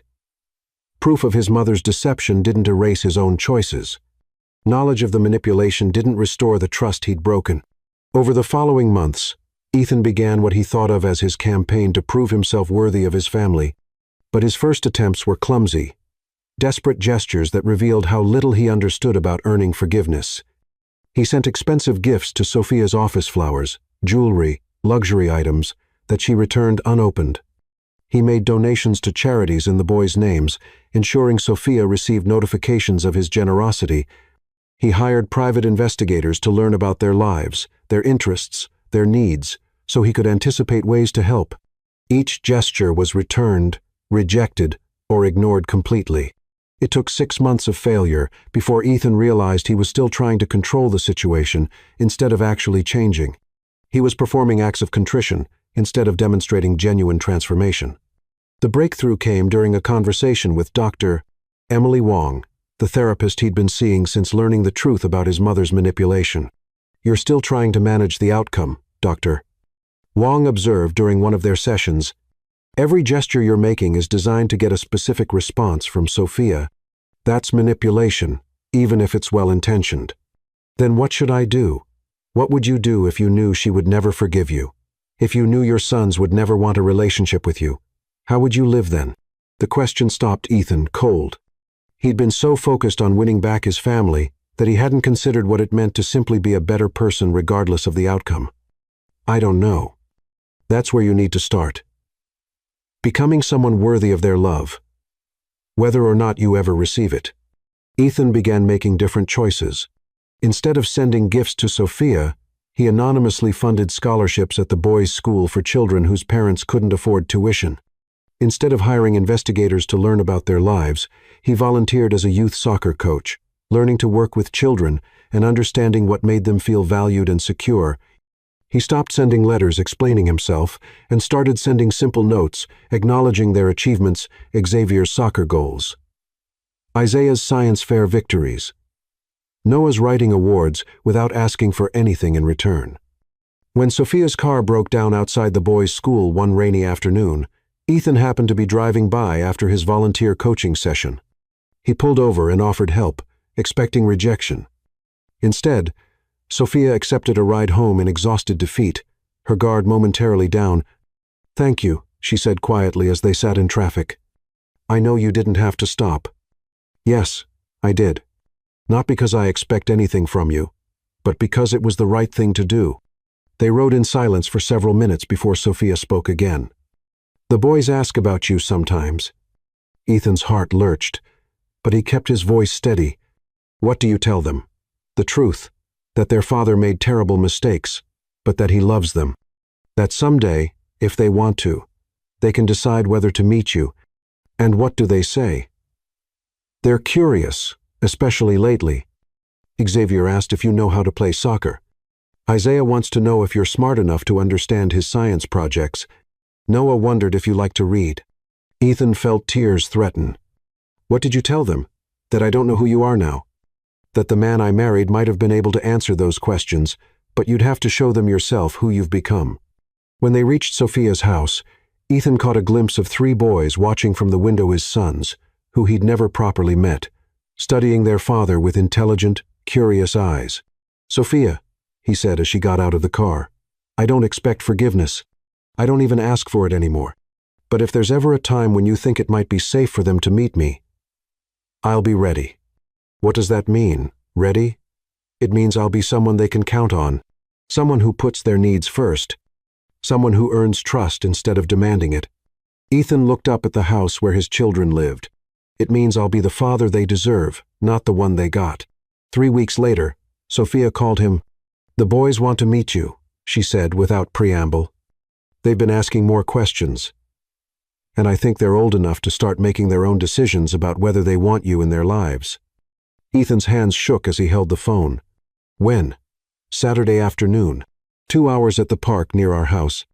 I'll be there the entire time, and if any of them feel uncomfortable or want to leave, we leave immediately." "Of course." "Sophia, thank you. Don't thank me. This isn't for you. It's for them. They deserve the chance to know their father if they want to." Saturday arrived with unseasonably warm weather for October. Ethan arrived at the park early, sitting on a bench with a soccer ball, a science magazine, and a book about ancient Rome small gestures to show he'd been listening to Sophia's hints about their interests. When Sophia arrived with the boys, Ethan's breath caught. They were beautiful, intelligent-looking children who carried themselves with confidence and curiosity. Xavier, clearly the protector, stood slightly in front of his brothers. Isaiah bounced with barely contained energy. Noah observed everything with thoughtful eyes. "Boys," Sophia said gently, "this is your father, Ethan." For a moment, nobody moved. Then Isaiah stepped forward with characteristic directness. "Are you really our dad?" "Yes," Ethan said, his voice thick with emotion. "I really am." "Why didn't you want to meet us before?" Xavier asked, his tone protective but not hostile.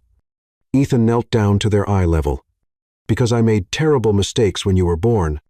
I didn't believe your mother when she told me about you. And by the time I realized I was wrong, I had to learn how to be worthy of being your father." "And now you're worthy?" Noah asked with 8-year-old bluntness. "I don't know," Ethan answered honestly. "That's something you'll have to decide for yourselves." Over the next 2 hours, Ethan didn't try to be the perfect father or win their instant affection. Instead, he listened to their stories, answered their questions honestly, and slowly began to understand the remarkable children Sophia had raised. They played soccer until Xavier grudgingly admitted that Ethan wasn't terrible. They discussed Isaiah's latest science experiment until the boy was satisfied that his father was smart enough to understand photosynthesis. They talked about Noah's favorite books until the quiet boy smiled and said, Ethan might have good taste in stories. When it was time to leave, the boys exchanged glances in that silent communication Sophia had described. "Can we see him again?" Xavier asked his mother. "If you want to," Sophia replied, "and if he continues to prove that he's worthy of your time." "I will," Ethan promised, looking at each of his sons in turn. "I'll spend every day for the rest of my life proving that I'm worthy of being your father." As they walked away, Ethan heard Isaiah ask Sophia, "Mom, do you think Dad is sorry for the mistakes he made?" "Yes, baby." Sophia replied, "I think he's very sorry." "Sorry enough to maybe try again?" Noah added quietly. Sophia glanced back at Ethan, still sitting on the park bench, and for the first time in 8 years, her expression held something that might have been hope.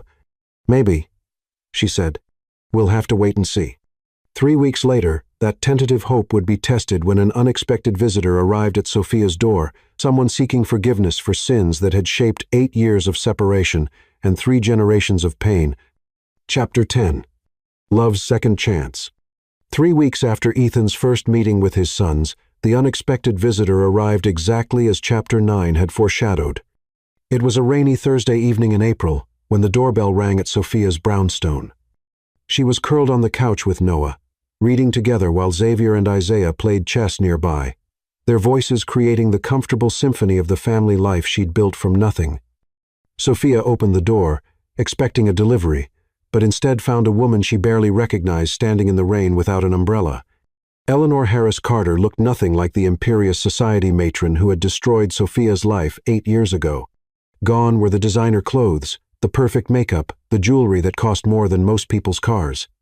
This woman wore a simple black dress that hung loosely on her diminished frame, her silver hair pulled back in a basic ponytail, her face bare and streaked with tears that mixed with the rain. "Mrs.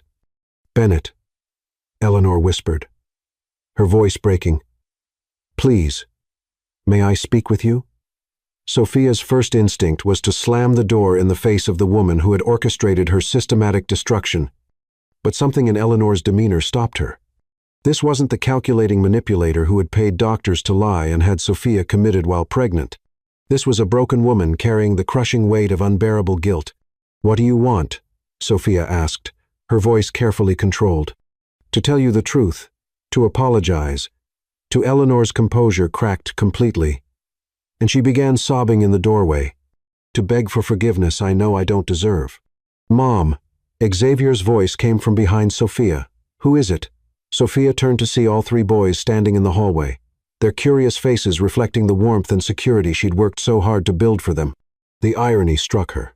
Eleanor was meeting her grandchildren for the first time while seeking forgiveness for trying to steal them at birth. "Boys," Sophia said carefully, "this is your father's mother, your grandmother, Eleanor." Isaiah stepped forward with characteristic directness. "You're our grandmother? Why are you crying?" Eleanor looked at the 3 beautiful children she'd never been allowed to meet, children whose existence she'd denied while they grew in their mother's womb. Her sobs intensified as she knelt down to their eye level. "Because I made terrible, terrible mistakes," she whispered through her tears. "I hurt your family in ways that can never be fixed.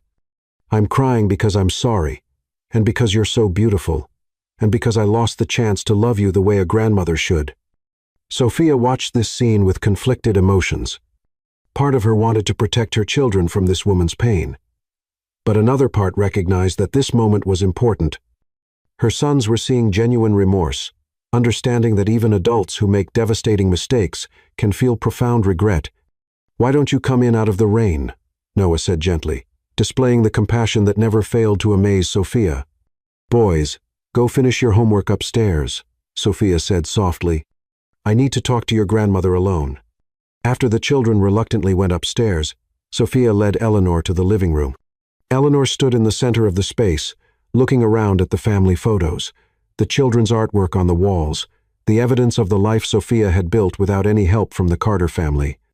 "You raised extraordinary children," Eleanor said, her voice thick with emotion.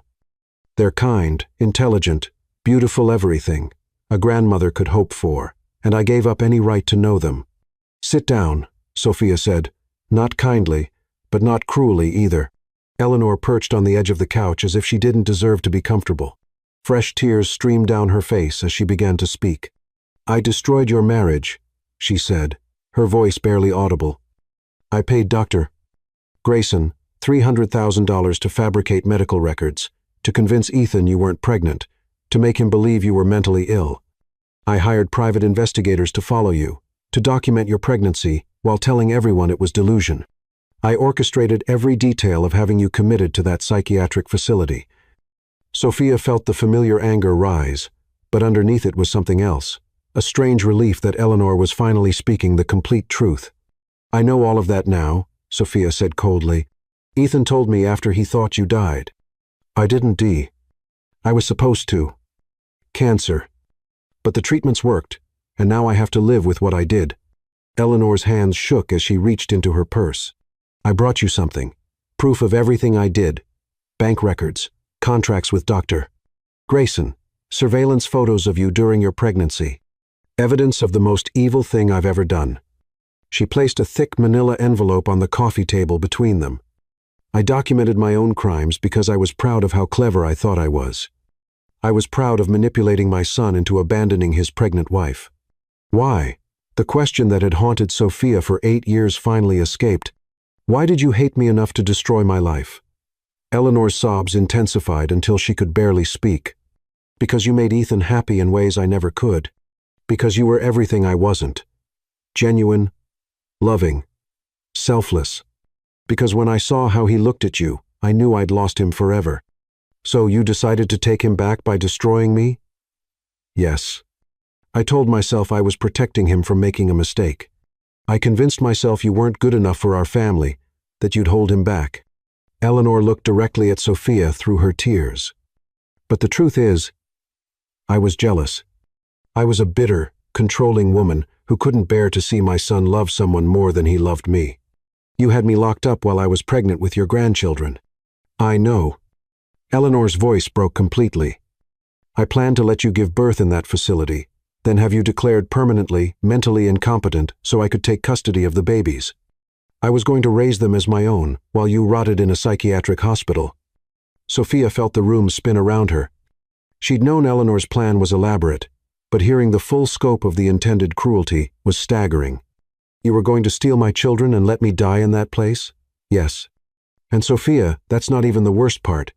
Eleanor was sobbing so hard she could barely breathe. I knew you were telling the truth. I saw the ultrasound images showing 3 healthy babies. I watched you during your pregnancy, saw how you glowed, how you talked to them, how excited you were. I knew you were carrying triplets, and I let everyone believe you were insane. You knew I was pregnant the entire time.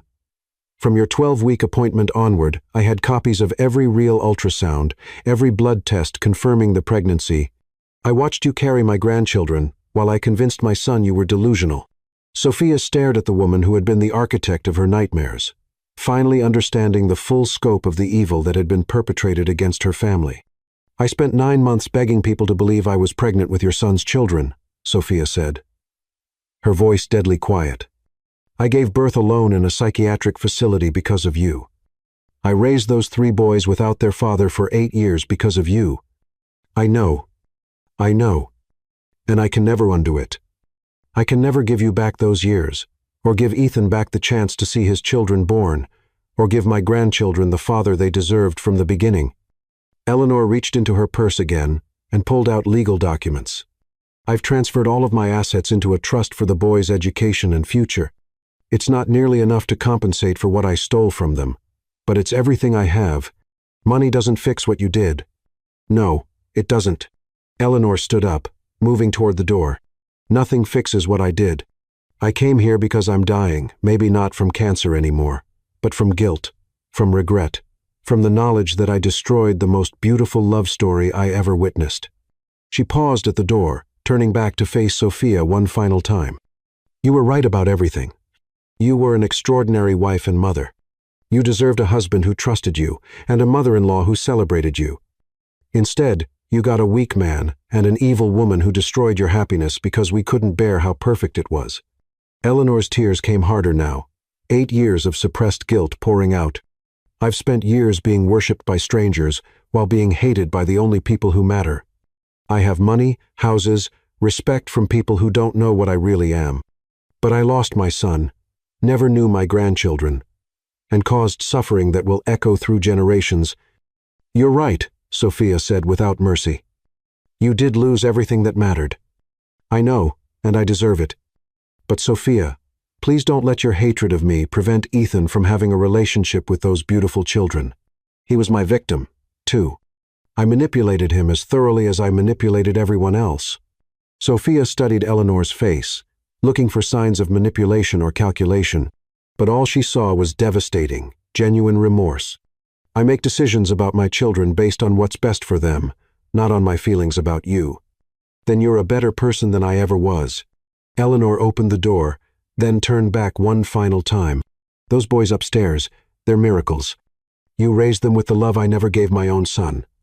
Maybe that's how this story gets redeemed. Through them, through the love you gave them, despite everything I took away.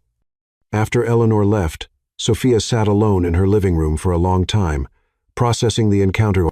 Upstairs, she could hear her boys getting ready for bed, their voices mixing in the comfortable chaos of evening routine. Finally, she picked up her phone and called Ethan. Sophia, is everything okay? Your mother came to see me tonight. That's impossible. She's not dead. She was dying, but she's in remission. Ethan, she told me everything, the whole truth about what she did to us. Ethan was quiet for a long moment. How do you feel? Exhausted, angry, but also free somehow. For 8 years, I've wondered if I was crazy for believing the conspiracy was as extensive as it felt. Now I know it was worse than I imagined. Sophia, I'm so sorry. Come over, she interrupted. Tonight, after the boys are asleep, we need to talk. An hour later, Ethan arrived at Sophia's house, his face reflecting the same emotional exhaustion she felt. They sat together on the couch where Eleanor had confessed her crimes, the weight of 8 years of truth finally settling between them. She knew, Sophia said quietly. The entire time, she knew I was pregnant with triplets. She saw the ultrasounds, the blood work, everything, and she still let you believe I was insane. Ethan's hands clenched into fists. I should have trusted you. Yes, you should have. But Ethan, hearing her tonight, seeing how completely she manipulated everything, I finally understand how you were deceived. It doesn't excuse what you did, but I understand it. What does that mean?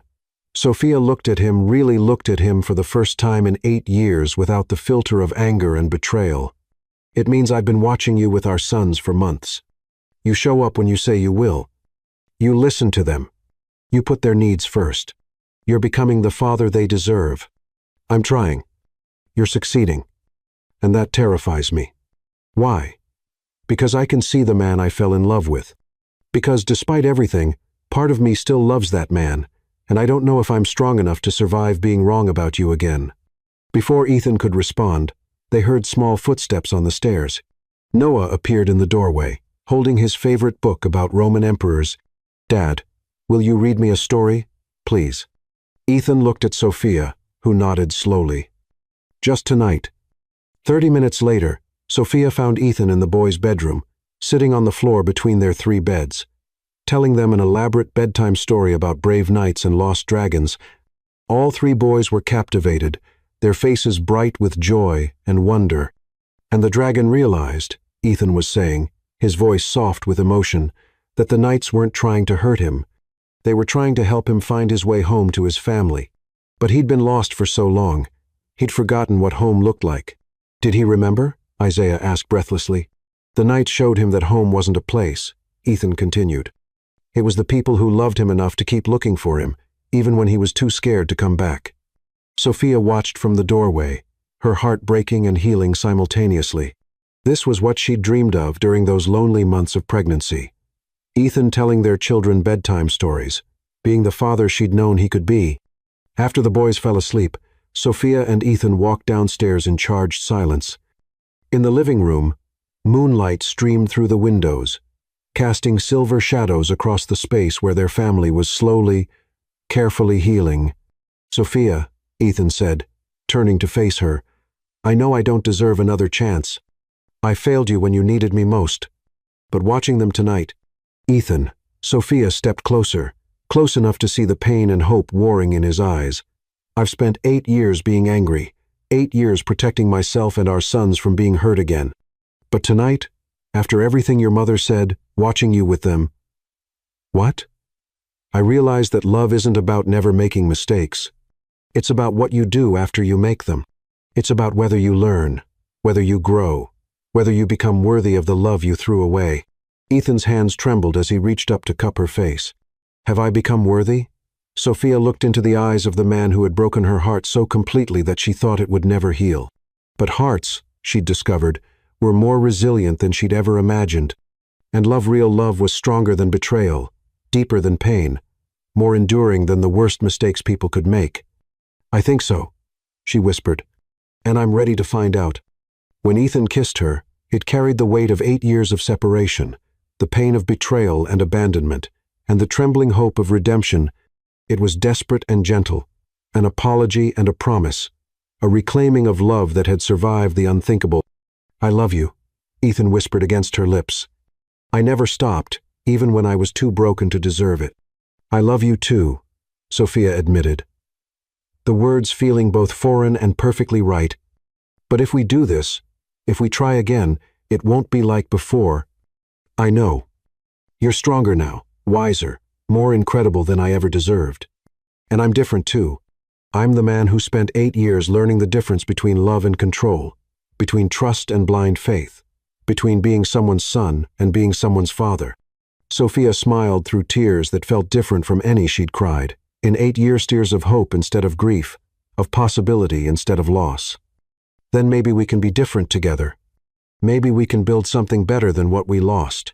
Yes, Ethan said, lifting her off her feet and spinning her around the living room where their sons played and laughed every day. Yes, we can. They made love that night with 8 years of longing, grief, and hope pouring between them. It was tender and fierce, careful and consuming, a reclaiming of love that had survived betrayal, separation, and the cruelest manipulation imaginable. Afterward, as they lay wrapped in each other's arms, Sophia whispered against his chest, "You failed me once, Ethan. You broke my heart and abandoned our children and chose your mother's lies over my truth. I know," he said, his arms tightening around her, "and I'll spend the rest of my life making up for it. But this time," she continued, her voice strong with determination and fierce love, "this time, you fight for us every damn day. When it's hard, when people try to tear us apart, when the world tells us we don't belong together, you fight for us." "I will," Ethan promised, tears streaming down his face as he held his wife and felt their family slowly, carefully knitting itself back together. "For you, for them, for everything we lost and everything we can build, I'll fight every damn day." And for the first time in 8 years, Sophia Bennett Carter believed that love could indeed conquer all, not easily, not without scars, but completely and forever. Outside their window, the rain had stopped, and moonlight illuminated a family that had been shattered and was learning to heal a love that had been tested beyond reason and had somehow endured, and 3 little boys sleeping peacefully upstairs who would wake to discover that sometimes, against all odds, broken things could be made beautifully whole again.